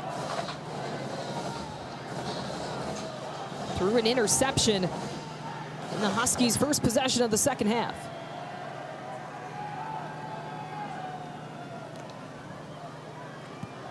Johnson the handoff again, and he gets swallowed up. Johnson gets the handoff for the Huskies.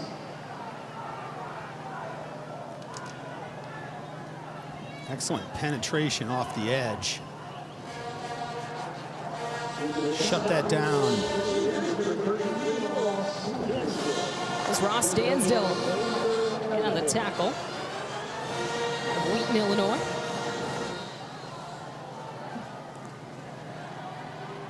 Now that sets up a 3rd and 11.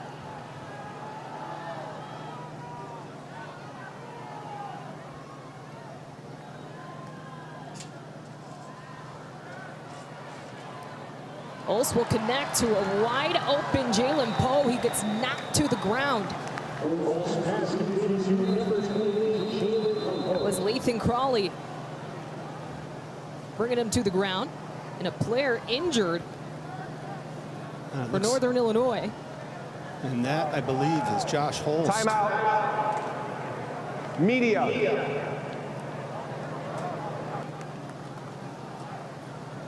That is the Northern Illinois quarterback, Josh Holst, down on the ground after that last play.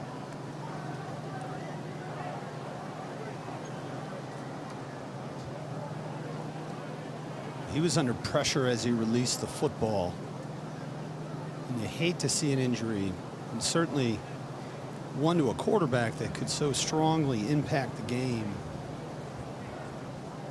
Well, Josh Holst is the redshirt sophomore quarterback as we get another look at this play.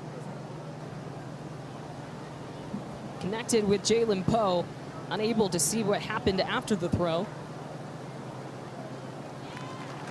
Might have been offensive lineman pushed into him at the end. He is limping off the field with the help of the athletic training staff here at Northern Illinois. But Josh Holst won the quarterback battle during training camp this season against Jalen Macon, who actually suffered an injury during training camp. He's going to be out for a few weeks. So we will see who will go in at quarterback. We did see Jackson Proctor in the first half when Josh Holst lost his helmet for a play. Jackson Proctor came in for 1 snap. But we'll see what Thomas Hammock has to do as his quarterback limps to the sideline.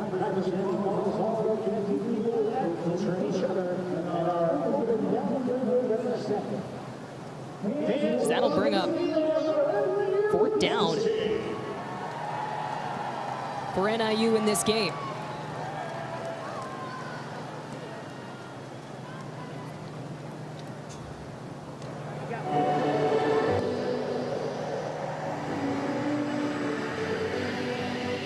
Northern Illinois, we mentioned at the top of the broadcast, 48 newcomers to this team. 33 true freshmen, 15 transfers. They actually only returned just 5 players who started 6+ games last year. So this was really a rebuilding year, almost you could say, for Thomas Hammock, who lost so much experience on a really strong team from last season.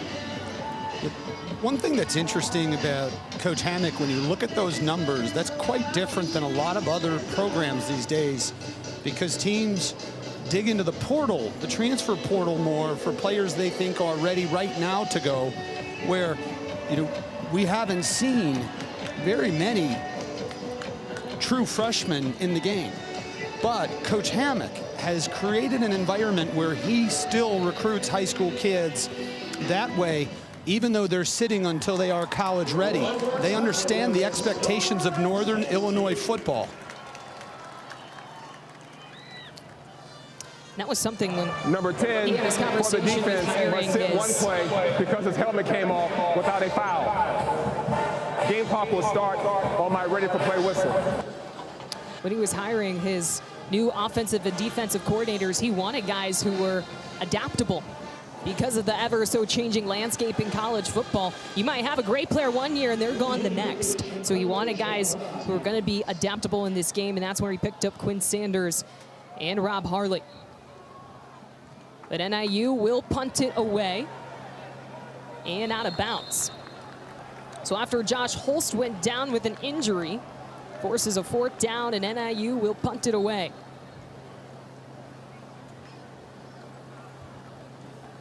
We'll get all of ESPN college football all in one place with the all-new ESPN app. Unlock with the ESPN Unlimited plan or log in with your TV provider.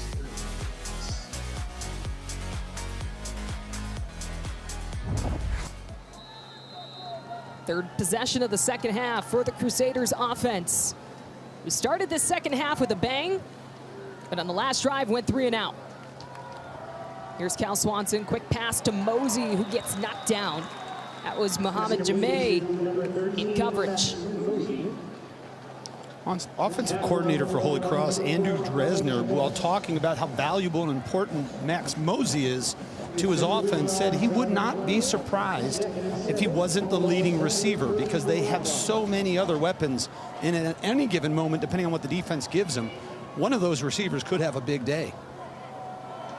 He said this is a very deep wide receiver room, and they use Mosey in more ways than one, as Clairvaux takes it on the ground for a short gain. Yeah, Mosey last year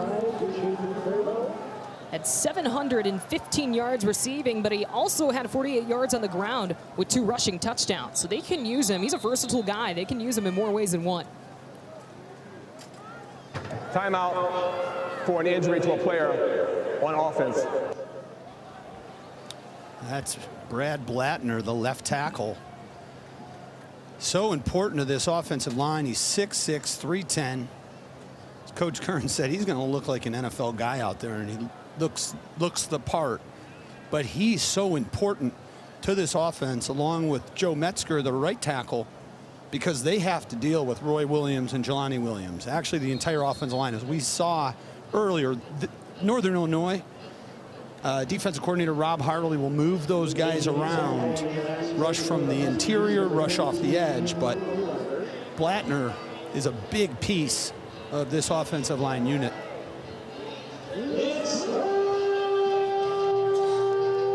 Some key pieces on that offensive line for Holy Cross, as this brings up a 3rd and 6 situation for Cal Swanson. 3 receivers line up on the near side. Pressure, trying to get out of it. Flush to the near side, and reaching for the 1st down is Swanson. Very athletic play by Cal Swanson. Pretty good pass protection. The pocket's holding up, and as he tries to step into it, he steps into pressure, sees some green space, turns on the jets, and just gets past the 1st down, sticks. Fresh set of downs for the Crusaders. Taller, longer quarterback who can run. That is Swanson. Quick pass, and it is dropped. On the far side, that was JoJo Williams. Brings up 2nd and 10. And heady play by JoJo. In that situation, when you're coming out of the backfield, oftentimes you don't know if that was a backwards pass or a forwards one. The ruling on the field is an incomplete forward pass. 2nd down. And that's why the official stepped in to say it's an incomplete pass, not a backwards lateral. Getting a look at Josh Holst on the sideline, walking back and forth. Hope to see him back out on the field for the next Husky possession.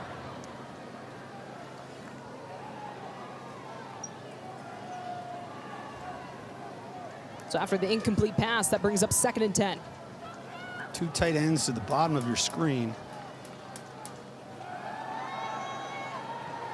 Swanson launching this one, but just out of the range of Charlie Mullally. Back-to-back incomplete passes, and it's 3rd down. It's another one of those passes that I think is the most difficult, and that's throwing from one hash to the opposite sideline. Pretty good ball placement. Mullally got his hands on it, but was unable to bring it in.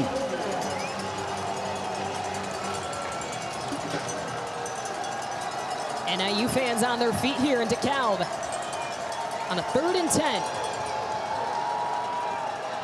Swanson in pressure again, trying to escape it. There is a flag on the field as he's taken down at the 45-yard line. Number 6, Swanson with the quarterback keeper. Number 97, Williams with the tackle.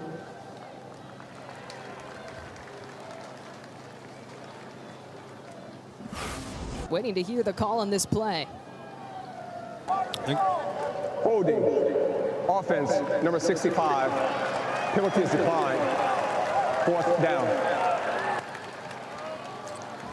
Tackle Joe Metzger got a hand of the Northern Illinois defender's jersey and pulled him to the ground right in front of the officials. But they're going to decline it, and the punt team will come out, and Northern Illinois is going to get the football back.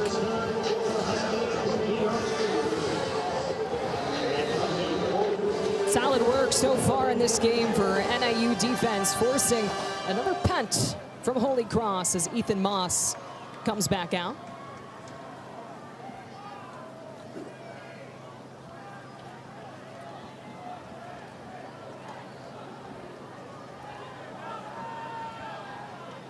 High punt from Moss is caught by Diari Rogers.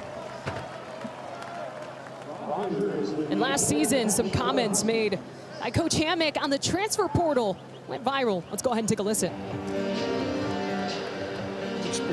I didn't get one dime, but the lessons I learned was more valuable than any money you can ever pay me. And I appreciate that because that is long term. People are losing the fact that this is short term. I coached in the National Football League for 5 years. 5 years, right? Don't lose focus of what the long term. Get your degree, learn valuable lessons that's going to help you in the long term of your life. That's the whole purpose. This is a transition. Quick pass as Jackson Proctor is in the game for Josh Holtz at quarterback. That was Joseph Townsend batting that one away. But some comments made from Coach Hammock, and you can tell just the passion that he has for this program. And his thoughts on the transfer portal. No, it's the program. It's also the kids. We'll come back to it as Proctor is behind center in the shotgun. Handoff on the ground, spinning out of a tackle was Chavon Wright. He had a solid first half on the ground for Northern Illinois. Joseph Townsend, first player to make the hit. But going back to Coach Hammock, when I say he cares about the program, that's unquestionable. When he talks about the portal, that's his care for the kids because he understands that football is temporary, but the reason we play football is to learn life lessons that carry you through life. And there is no off-ramp in life. If things aren't going your way, you can't just go somewhere else. You have to deal with those issues, and that's what he's speaking to. Pass caught by Rogers. Taken down at about the 34-yard line. Just shy of the first down, and that'll bring up 4th down. Yeah, you can tell Coach Hammock's goal, of course, it's to make them good football players, but the goal is to make them great people and develop them into overall great human beings. Well, this is a decision here. It's 4th and 1 from their own 34, and Coach Hammock has the offense on the field.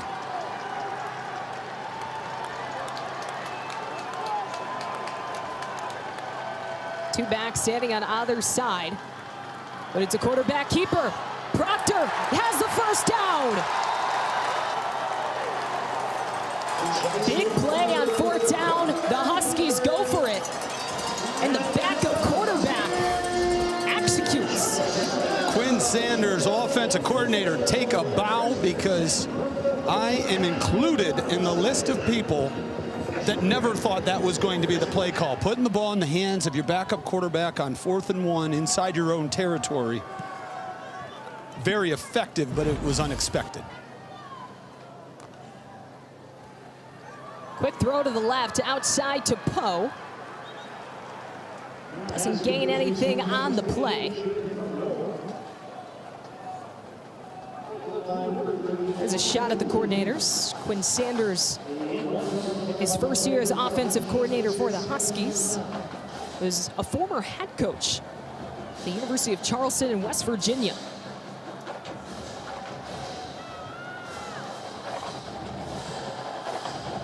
He's trying to draw something up here. Has not been able to find the end zone and working with the backup quarterback. Here's Wright, bouncing off some tackles. Still on his feet before he's knocked out of bounds. And right on cue, Chavon Wright gets the football, and this is a guy who came with Quinn Sanders from the College of Charleston, so he's very familiar with what Wright is able to do, running with the football in his hands. Nearly 5,000 yards for Wright and 75 touchdowns in 3 seasons. It's probably one of the reasons that Northern Illinois hired Quinn Sanders to call their plays. Well, here's a 3rd down for the backup QB. And his pass too far out of bounds, intended for Gibbons.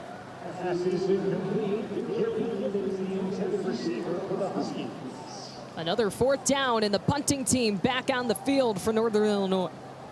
This has been a common theme throughout this game, is moving the ball and getting first downs, but stalling out. And again, there's 2 teams on the field. So that is a compliment to the defense. The bend but don't break mentalities, playing very well on third downs throughout this game. Because we have seen some big moments, some exciting plays, but then not able to execute when they get further downfield. Have to settle for field goals or punting it away.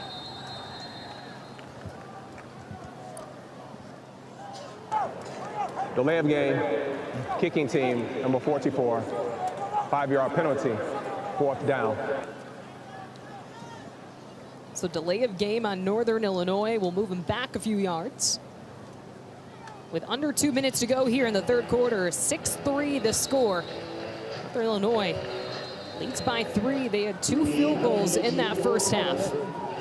Neither team has scored here in this 3rd quarter. Have a look at Max Mosey back to receive. And the punt is blocked. Northern Illinois has got it. We believe it's Lincoln Fisher who got a hand on it. As I just said, we don't see a lot of true freshmen playing. Lincoln Fisher is one of them, a backup wide receiver. Excellent job taking the football off the foot. And Holy Cross continues to have standout special team play. Quinn Erweiler was able to grab it in, but still a huge special teams effort by Holy Cross.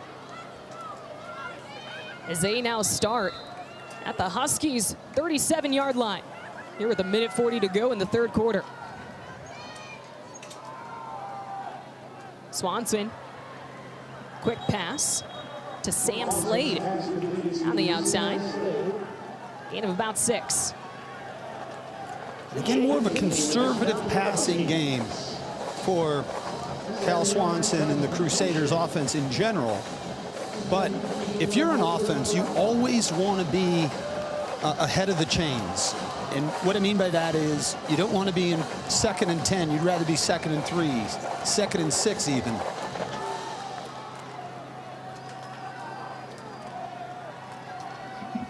Swanson under center. And the defense was all over that play. Deshaun Dixon for Northern Illinois, first in on the tackle. He's had a nice afternoon. And we're going back to being behind the chains. Went from 2nd and 3 to 3rd and 8 because of that man, Deshaun Dixon.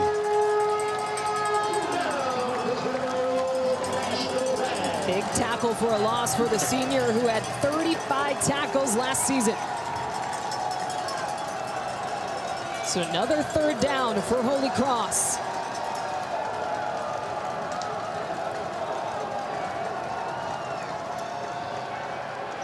Swanson pressured. This pass is caught. Nathan Sillinger, under pressure, executes for the first down. Cal Swanson held on to that football as long as possible. He was dangerously close to the line of scrimmage and then fires a bullet. Look at this pass. Beautiful job. Schillinger playing boxing out, playing a little basketball out there, putting his man on his back and giving his quarterback a target. They'll get the snap off as the clock winds down on the third quarter. Swanson to the end zone. It goes incomplete. No flag on the play. Pass intended for Elijah Kaysen, and that was Jacob Finley in coverage. That is the end of the third quarter. Well, that wraps up the third quarter. We're still at the same score. 6-3, NIU leads heading into the fourth.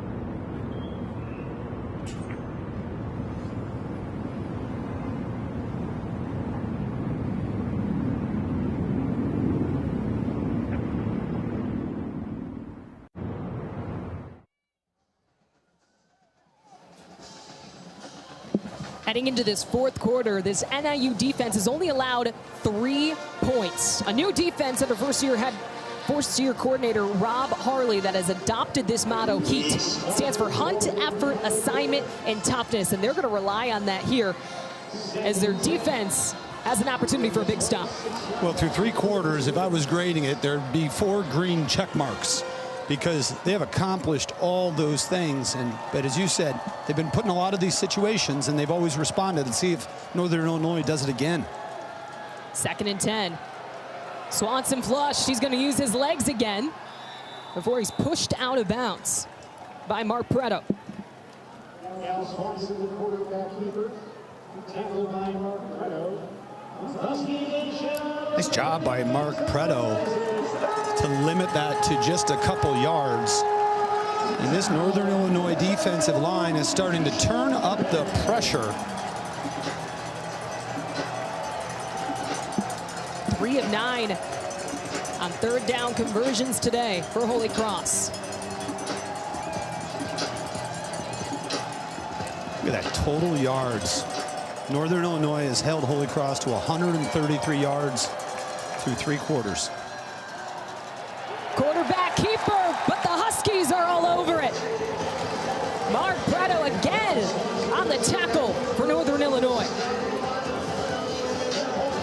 6'2", 225-pound redshirt junior transfer from Fordham continues to make plays. Mark Preto. We've got another field goal opportunity for Luis Palenzuela. He's 1 of 2 on the day. A 40-yard attempt. And it's no good. The operation. Timeout. Media. The operation here, watch the snap. It comes inside, and the holder has to put it down. Any little minor slip up in the timing or the placement can affect the operation of the long snapper, the holder, and the kicker. And that time, Palenzuela pushes it left. So Palenzuela misses his last 2 kicks, and the score remains 6-3, NIU lead.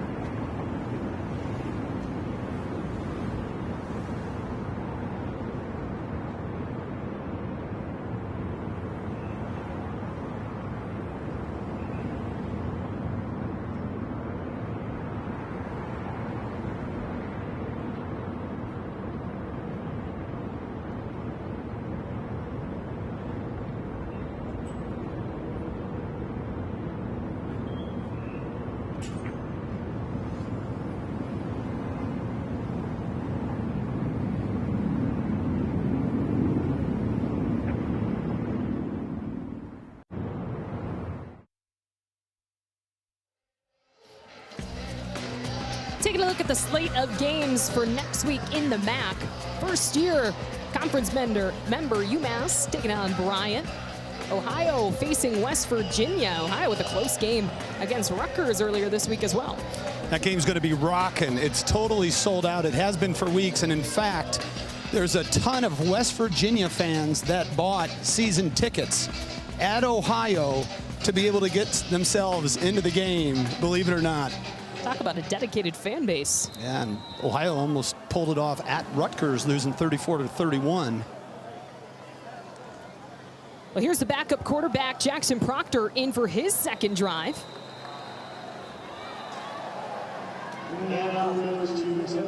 Hand off to Telly Johnson, and he gets pushed all the way back. Jordan Pritchard Sewell in for Holy Cross. First time calling his name. He comes from an excellent, maybe one of the best football programs in the country, Archbishop Hoban in the Akron area. And last year, because of the attrition and the injuries to the defensive line, he played quite a bit. And Holy Cross's coaches talked about those issues being positives this year because they have so many guys with playing experience. Pritchard Sewell being one of them. Appeared in 10 games as a freshman. Kind of got thrown into the mix with a lot of injuries to this Holy Cross team last season. Again, they will grow on the ground and don't gain much. Pritchard Sewell, again, first in. You think if we keep talking about him, he'll just keep making plays? As well. That was a really nice play in the backfield. And that's why Holy Cross has a lot of depth on that side of the ball because of all the injuries last year. They had to play so many guys, and now they come into this year with a lot of experience underneath their belt. Combined 6 of 22 on third downs this afternoon for these two teams.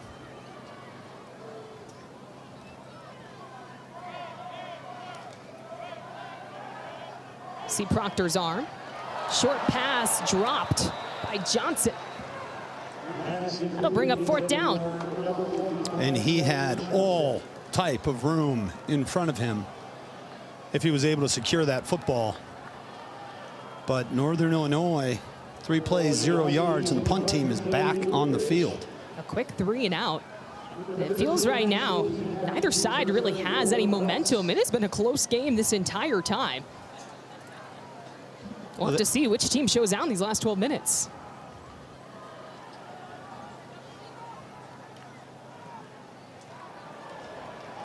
Mosey back to receive, calls the fair catch inside the 25-yard line. We'll step aside with 12 minutes to go here in the fourth quarter. 6-3. The score here in week 1 in DeKalb.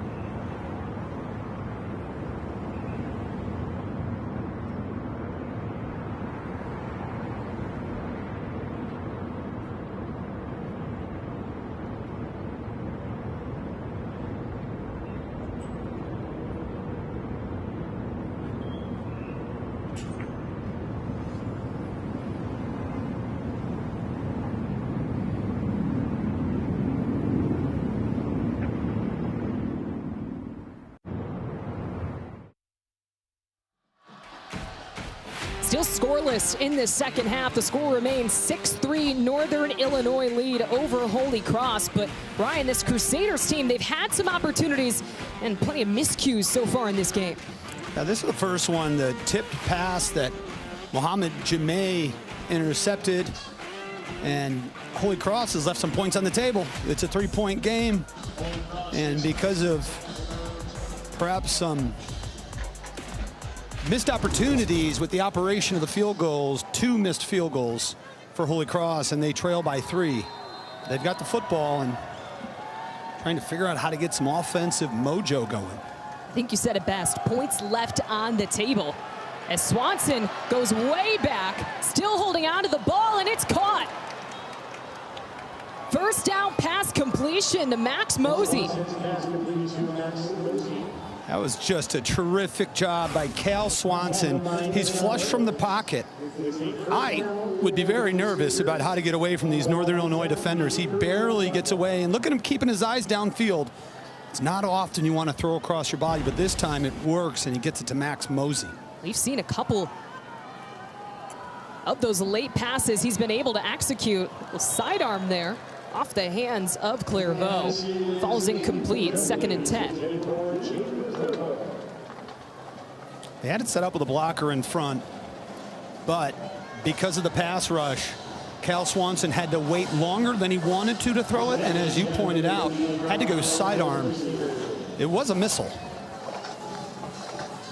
Cal Swanson, 12 of 21 on the day. His first ever college start. Spent the last 2 seasons as a backup at Illinois. Cutting across the field is Mosey, who's still on his feet. Cuts back to the outside, and he's got open room. Inside the 20, and finally taken out near the 10-yard line. The explosive plays Holy Cross has been waiting for. Well, it was a crossing route. They had trips to the top. All 3 receivers come in. You're going to see Max Mosey. Great strike, but I love this. Stop, change direction, gets spun around, and he gets all the defenders for the Huskies going one way, and he goes the opposite. Big-time play for Max Mosey. The lead receiver, not just on this Holy Cross team, but in the entire Patriot League Conference last season. He says he always comes up big, and they're looking for him to come up big in this moment. Neither team has found the end zone today. Swanson's going for it. Finally a touchdown in this game. Pass caught by Blake Youngblood. And Holy Cross takes the lead. Blake Youngblood comes in for Max Mosey, and it's a double move. What I call a sluggo route, which is a slant and go, but it was more of a slant to a flag. And Cal Swanson throws a dime. Watch him pump his arms here. Boom, the shoulders to get the defender to react.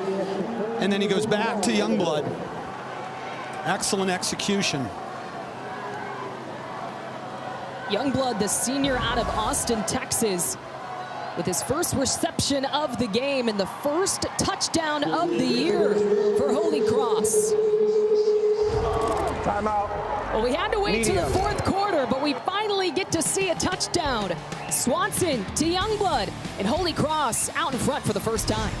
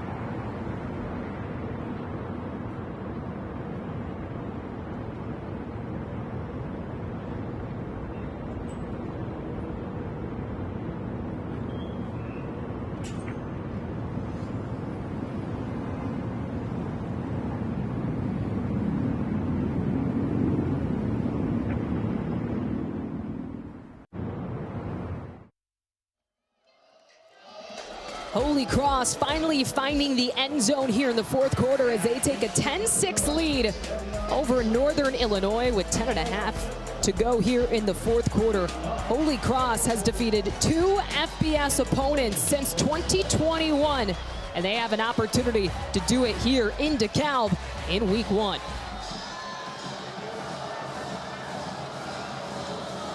You see the resume. 12 total Patriot League champions. 6-time consecutive title winners. We'll see how Northern Illinois responds. They got a good return right here. Pass midfield. Gonna go untouched to the end zone. What a response from Devion Reynolds. Huskies back out in front.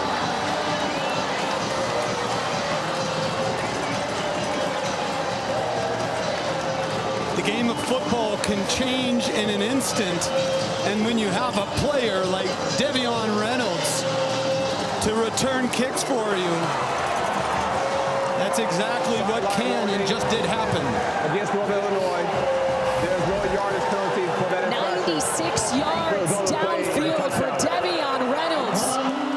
And talk about a spark for your team.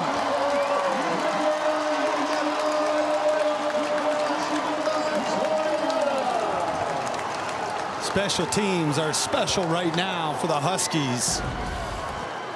And they're running a man out here late. That's what's taking so much time. You'll see him coming in the picture. Here he comes. There he is. What a kick return.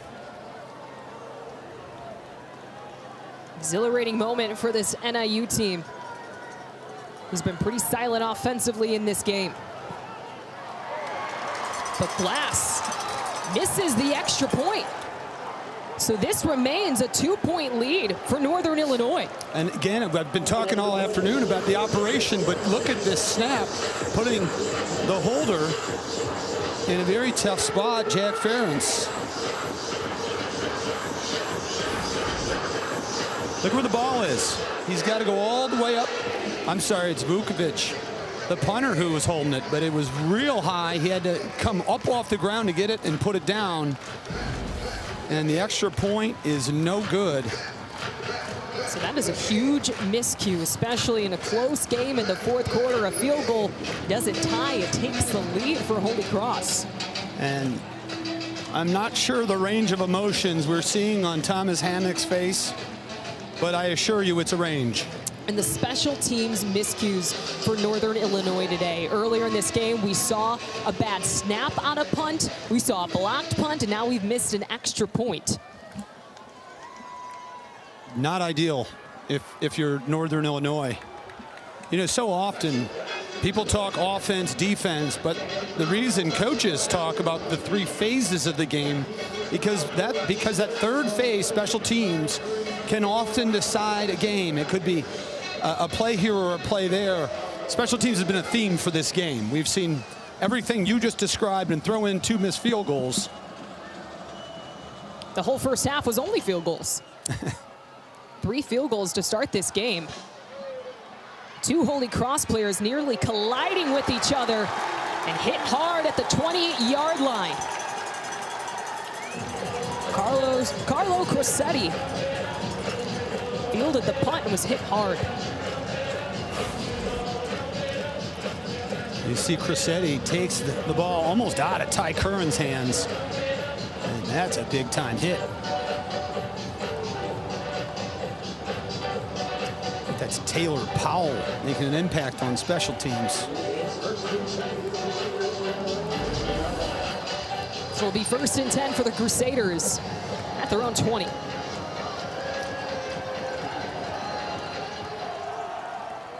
We finally saw them put together a cohesive drive. Now in the handoff, tons of speed from Elijah Kaysen, gets about a 4-yard gain. Tackle made by Quinn Erweiler. And a Husky is down on the field.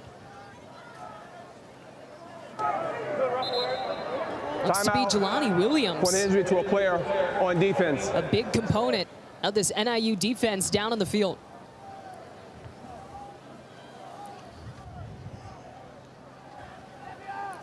So as we take a moment from this, it was An exciting moment pregame for my partner here, Ryan Kavanaugh. You had a special guest actually on the field down there.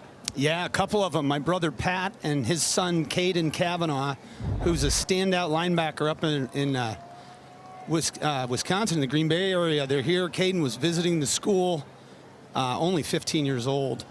Last year he was 3rd in the state of Wisconsin. But for me, you know, I get so much joy to have this opportunity to call games, and that's just a little added piece of it, to see, you know, them being here and enjoying it and chatting with them before the game. And you know, just to wrap it up on Caden, obviously a terrific football player. He'd be a perfect fit here with doing it the hard way, because he's always done that, but he's a better human being and a terrific kid. Yeah, it was special. Super, super cool moment for you. Proud uncle, I can tell. I mean, what are the odds, too, of just schedules lining up? You're calling the game that he gets to be recruited at, too. Yeah. Sometimes life works in weird ways, and this was a good one. Special moment pregame as we're now back for 2nd and 6 for the Crusaders. Quick pass. Kaysen again the target as he gets wrapped down by this NIU defense. Dante Harrison in on the tackle and forces a 3rd down. Flow into the football are the Huskies defensively.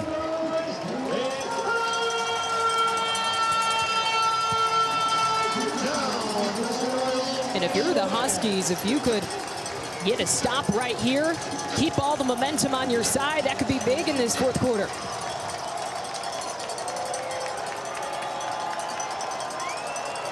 Third and 7.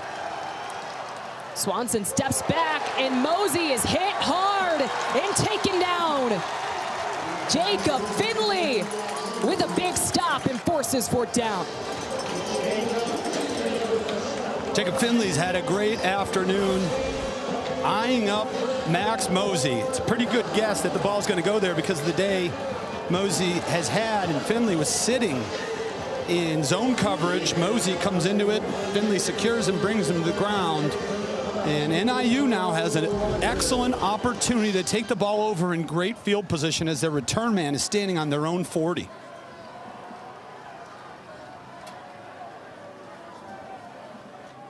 Moss back to punt. And they'll let this one bounce to about exactly where you said, 40-yard line. Yeah, I didn't say the returner was there. I said the ball will somehow end up on the 40-yard line. Predicting this 4th quarter as NIU finally able to score on their last possession, looking to build off that momentum here and extend their 2-point lead after missing the extra point. You know, I love that you just said, in my head I was thinking about momentum in a football game, and you just said it right on cue, because it's not something tangible that you could put in a stat sheet, but it's a real thing in the course of football, and they didn't have it. The kick return gave it to them. They 3 and out, and now they have the football, and all the momentum is with Northern Illinois right now. Hopefully a little bit more confidence for their backup QB as Telly Johnson with a stiff arm get bounced out of bounds at about after a 5-yard gain. Take a look at right tackle Izzy Ozzie. He's going to pull from the right to the left, 77. He's going to have a great block, and at the end of it, he pulls up lame. But look at that block by Ozzie, and then watch 77, see him grabbing that right hamstring, and now he's off the field, and they have a backup offensive lineman in.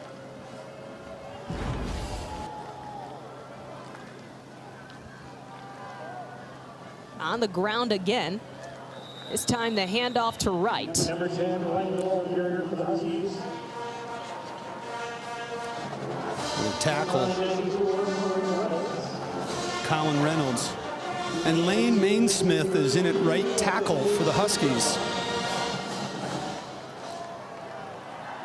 You know, it's a physical football game when you have offensive linemen rotating and coming out of the game. And this has been every bit of a physical football game. Low-scoring battle between this FCS-FBS matchup. Tosses it to right, and he's got a 1st down. NIU able to execute on 3rd down. Well, Tommy Best's pitch came up hard and was in great position, but Johnson was able to sidestep him to get the first down. Nice piece of running. 64 yards on the ground for Chavon Wright, the transfer from Charleston.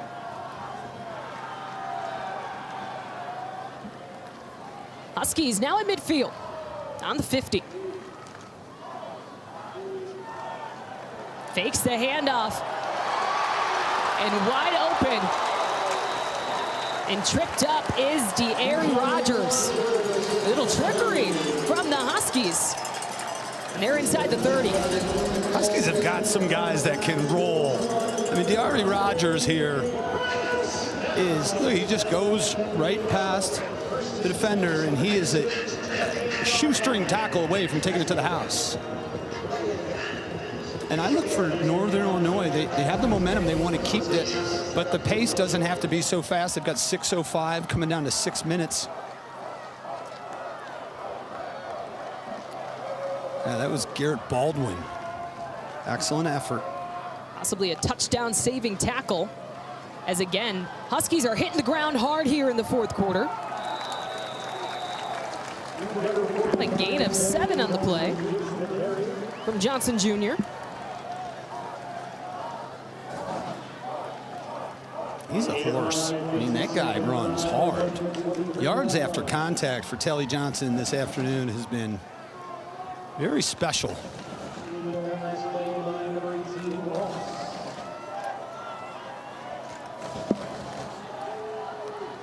Have yet to see the arm really of Proctor here in this second half. The backup quarterback in for Josh Holst, who left the game with an injury.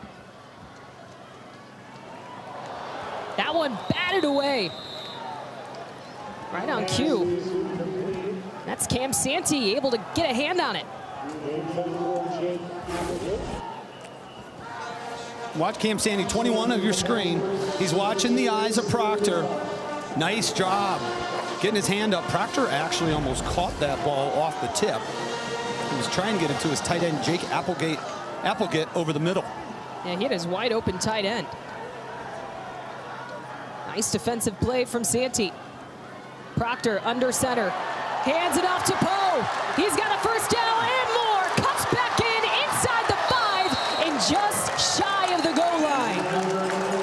What an effort from Jalen Poe. He was smelling the end zone and trying to do everything in his power to get there. Northern Illinois is mixing up the play calls. You see him come out of the slot. Look at the seam, getting there in the middle. And credit to number 8, Pierce Opong. The DN converted to tight end with a great block. First and goal rather. 2 big plays on third down to extend this drive. And NIU in the red zone, first and goal. Looking to extend their lead. Wildcat Wright takes the snap and runs in.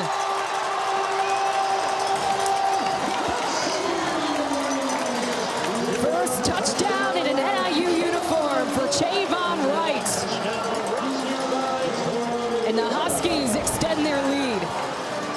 He's got Poe, who got them down there as a lead blocker, and you see get up on the linebacker does Poe. And Chavon Wright does what he's done so many times for Quinn Sanders at the College of Charleston. This time it's not only for Coach Sanders, but for Thomas Hammock and his Northern Illinois teammates. Puts them into the end zone to extend this lead to 8 points. And this is an important extra point to make it a 2-score game. Chavon Wright led all of Division II in rush yards. He also set a Division II single season record. Game. Kicking team, 5-yard penalty, still to try. That delay was because they had a player run on late, which may have been due to the injury to Izzy Ozzie.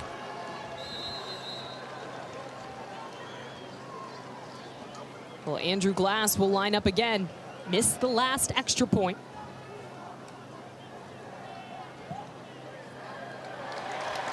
But this time puts it through. 2-score lead for the Huskies. Excellent blocking by the offensive line. There was one linebacker.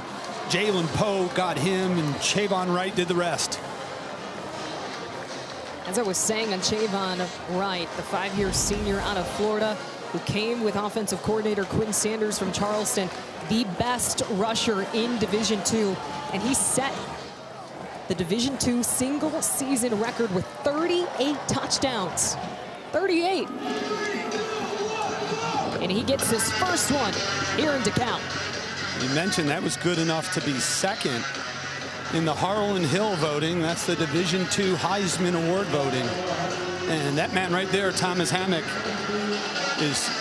has to be so happy he's a Northern Illinois Husky, because Chavon Wright adds another element and another piece to the running back room. Hopefully some relief for head coach Hammock. It felt like 5 minutes ago that Northern Illinois was down and trying to figure out what they were going to do offensively. And now looking at a 19-10 lead. Taking it about the 4-yard line. Here's Kaysen on a big return past the 50. He's going to take it all the way. What a response from the Crusaders.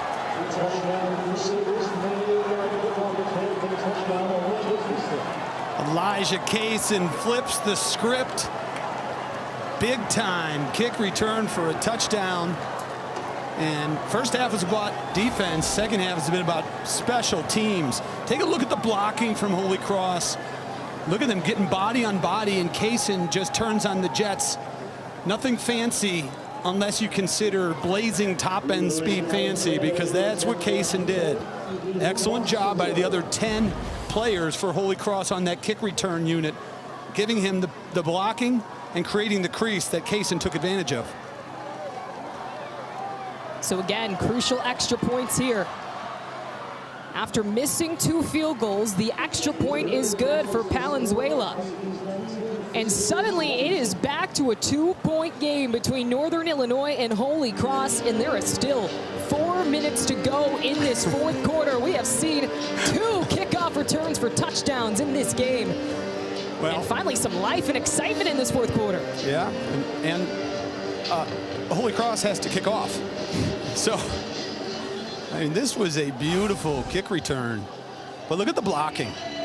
I mean, 1, 2, you got a triple team, and then the kicker, and he's not going to catch Elijah Kaysen right up the sideline. So much speed for the 5'9" sophomore out of Texas.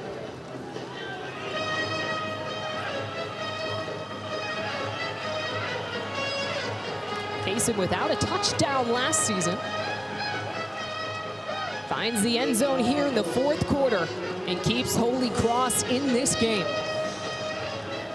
An exciting week 1 matchup between Northern Illinois and Holy Cross.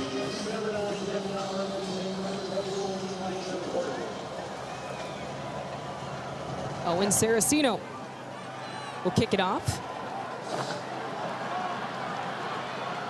Back to receive again is Reynolds. The last time made it all the way to the end zone. This time gets knocked down at about the 25-yard line.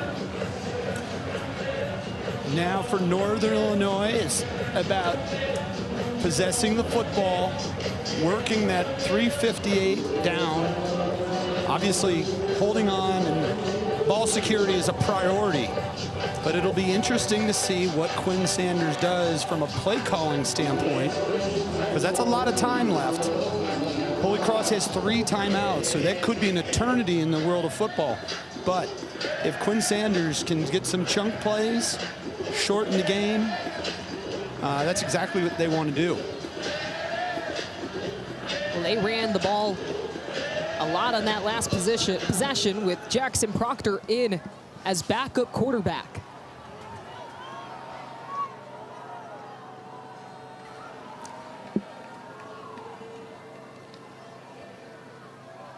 Johnson on the carry, bounces off a tackle, and able to gain a few yards out of it. Tully Johnson's footwork is incredible when he gets into the hole. So shifty.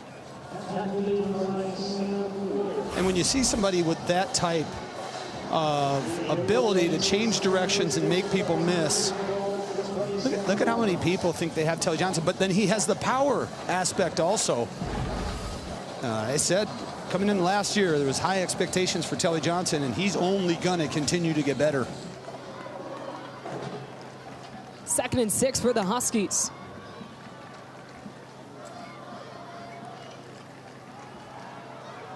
Proctor on the move. It's hit hard to the ground by Santee, just shy of the 30-yard line. That'll bring up 3rd down. And this will be an interesting play call. I'm glad I'm sitting here and not in the offensive coordinator's room for Northern Illinois to have to decide, do we run it, do we throw it? A long 4, 3rd and 5 in that range. Well, they were able to convert on a few 3rd downs on that last possession. That was 8 plays, 61 yards, in just over 4 minutes. That ended in a right touchdown.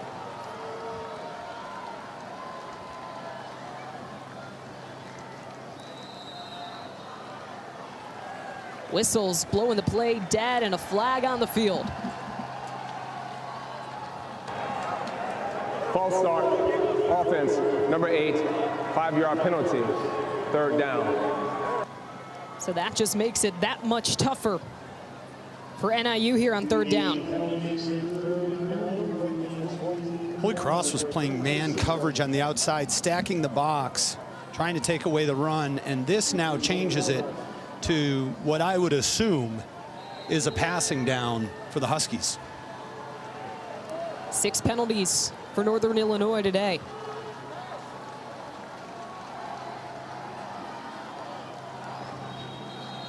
And there's another flag.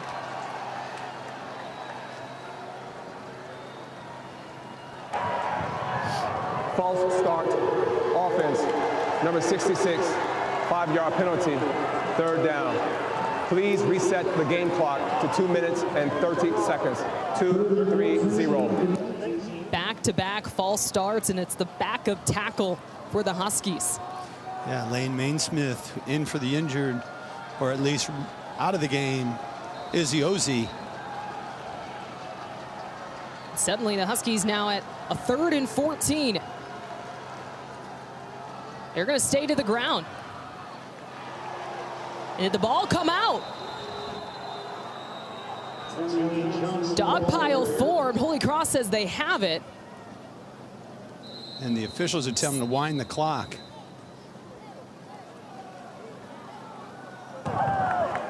Timeout, Holy Cross. That is their first charge timeout. Looks like it'll be first or 4th down. This will be a 13-second NIU timeout. and a timeout for Game Holy clock Cross. operator, please reset the game clock to 2 minutes, 24 seconds. 2-2-4. And here's Josh Holst throwing the football. And thank you. I'm not inside his mind, but what I think he's figuring out is, how does my right leg feel? Can I throw the ball? And situationally right now, Northern Illinois is going to punt. They're going to be punting deep from their own end. So again, Holy Cross is going to get good field position, and they only need a field goal to take the lead. So Josh Holst, if it were me, would be saying, if that happens and we need to drive down the field on a game-winning drive, am I able to be the quarterback to do that? Is my body going to allow me to do that? And that's why you see him warming up on the sidelines. A big moment here, as you just summed up. Huge stop defensively as NIU goes 3 and out. Mosey, he had called for the late catch, but ended up taking off.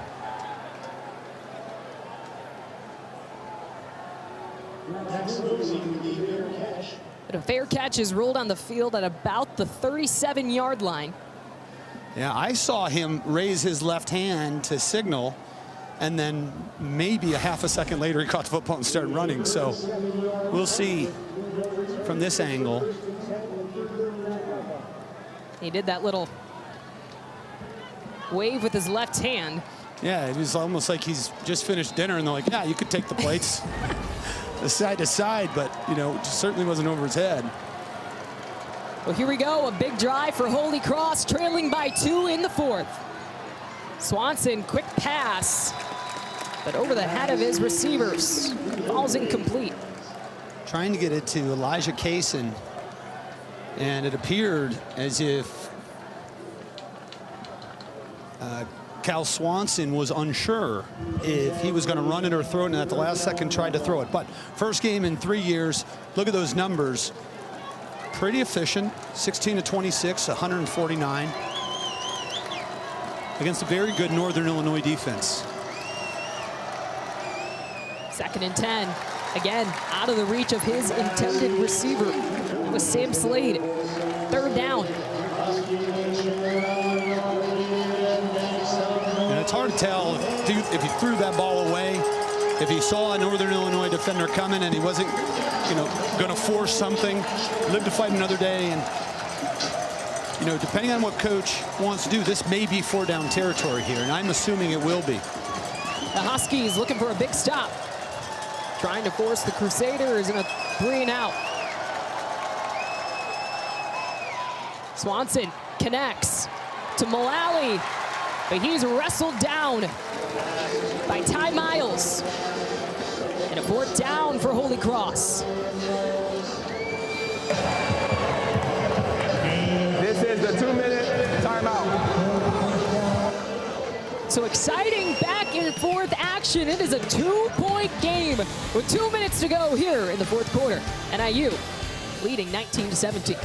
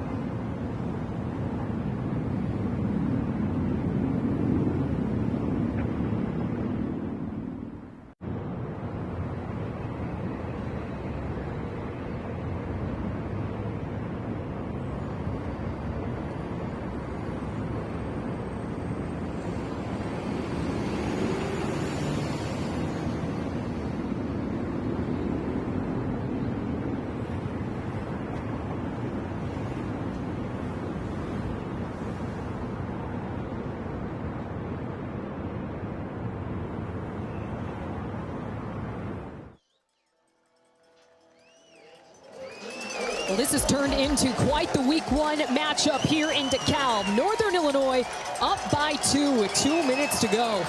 4th down for Holy Cross at their own 45-yard line. 4th and 4 for Cal Swanson. And pass is broken up. Big defensive play from Mohamed Jameh, who's been all over the place for this NIU defense all day. What a play for Mohamed Jameh.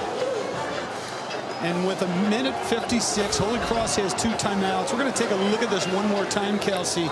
Swanson got what he wanted, and Jameh was on him like a cape. knocks the ball away from Mosey. That's what I think you do in those situations. You go to your most trusted receiver, try to get him the football, and guess who's coming back on the field for the Huskies to try to close the show? It's Josh Holst.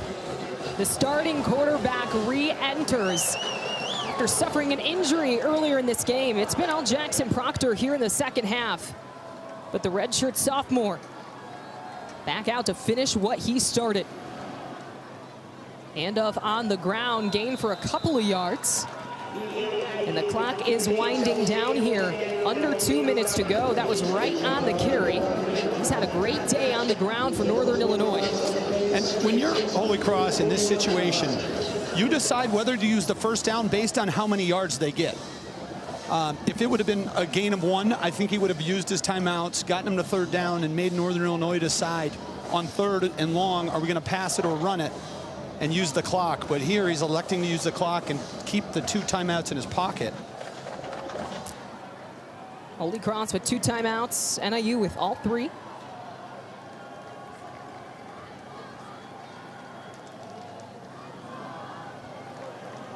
They'll continue to go on the ground and pushing their way to a first down. Again, it's right on the carry. Timeout, Holy Cross. That is a second charge timeout of the second half. This would be a 13-second timeout. So now Holy Cross will use their timeout with just over a minute to go in this fourth quarter. But Ryan, just talk about the late game antics here from Northern Illinois. Their offense, their special teams finally able to execute, and their defense from start to finish has been phenomenal all day. Yeah, if we could start where you left off, that defense is as good as advertised. They're very, very good. Their special teams has stepped up, and their offense has. And it was, you know, we saw a glimpse of what Northern Illinois, when they put 4 quarters together, are capable of doing this year as a team. They've got a tough road ahead. They face Holy Cross this week, then back-to-back Power 5 opponents at Maryland and at Mississippi State. Holst will take a knee here on first down as we take a look at their upcoming schedule. We said on the road, timeout, Maryland and Holy Mississippi Cross. State. That is their third and final charge timeout of the second half. This will be a 13-second timeout. Using their final timeout is Holy Cross. Then they're back here in DeKalb against San Diego State before they start MAC play against Miami of Ohio on October 4th. But some opportunities for some boneyard wins, as they called them. Last season they got one like we talked about against Notre Dame in week 2. An upset of the Fighting Irish. They've got a couple of those, multiple of those boneyard wins under that guy right there, Thomas Hammock. Oh, he's the king of the boneyard win when it comes to the MAC. He's been great. You know, one thing, Coach Hammock and Coach Curran as well, I can guarantee you from spending time talking to them, they don't have a problem getting their guys motivated, and it doesn't matter who the opponent is. When these 2 teams show up, they're going to show up and they're going to play physical, and they're going to hit, and these kids are going to give it everything they have. And frankly, we just saw that in today's game from both teams. Northern Illinois will take another knee as they are starting to just let this clock wind down. As we take a look at Holy Cross's schedule again, they're on the road next week against New Hampshire. His alma mater. Coach Curran played at New Hampshire. But go ahead, Kelsey, I'm sorry. Before facing Rhode Island and then at Yale and at Fordham. Lots of road games to start this season as handshakes start to happen here in DeKalb. What a great week 1 matchup between a solid FCS program in Holy Cross and Northern Illinois at home, getting the win here in week 1. And that'll do it. Final score, Northern Illinois 19, Holy Cross 17. Well, it was a slow start offensively in this game, Ryan. It was 6-3 at halftime. We only saw 3 field goals, but all the action started to kick off in the second half. And it was Northern Illinois who held on for the win. Yeah, ultimately they made more explosive plays to put more points on the board. But it was a very good football game, very hard fought. I believe at the end, I targeted this as one of the best FBS versus FCS games of this opening weekend. And I think we got it. I think we did. A phenomenal matchup here in week 1 as college football is back and Northern Illinois gets the win at home. So for Ryan Kavanaugh, I am Kelsey Casper saying so long from Husky Stadium in DeKalb, Illinois, where the final score is Northern Illinois 19, Holy Cross 17. All games airing on the ESPN networks are streaming live and archived on the ESPN app. This has been a presentation of ESPN.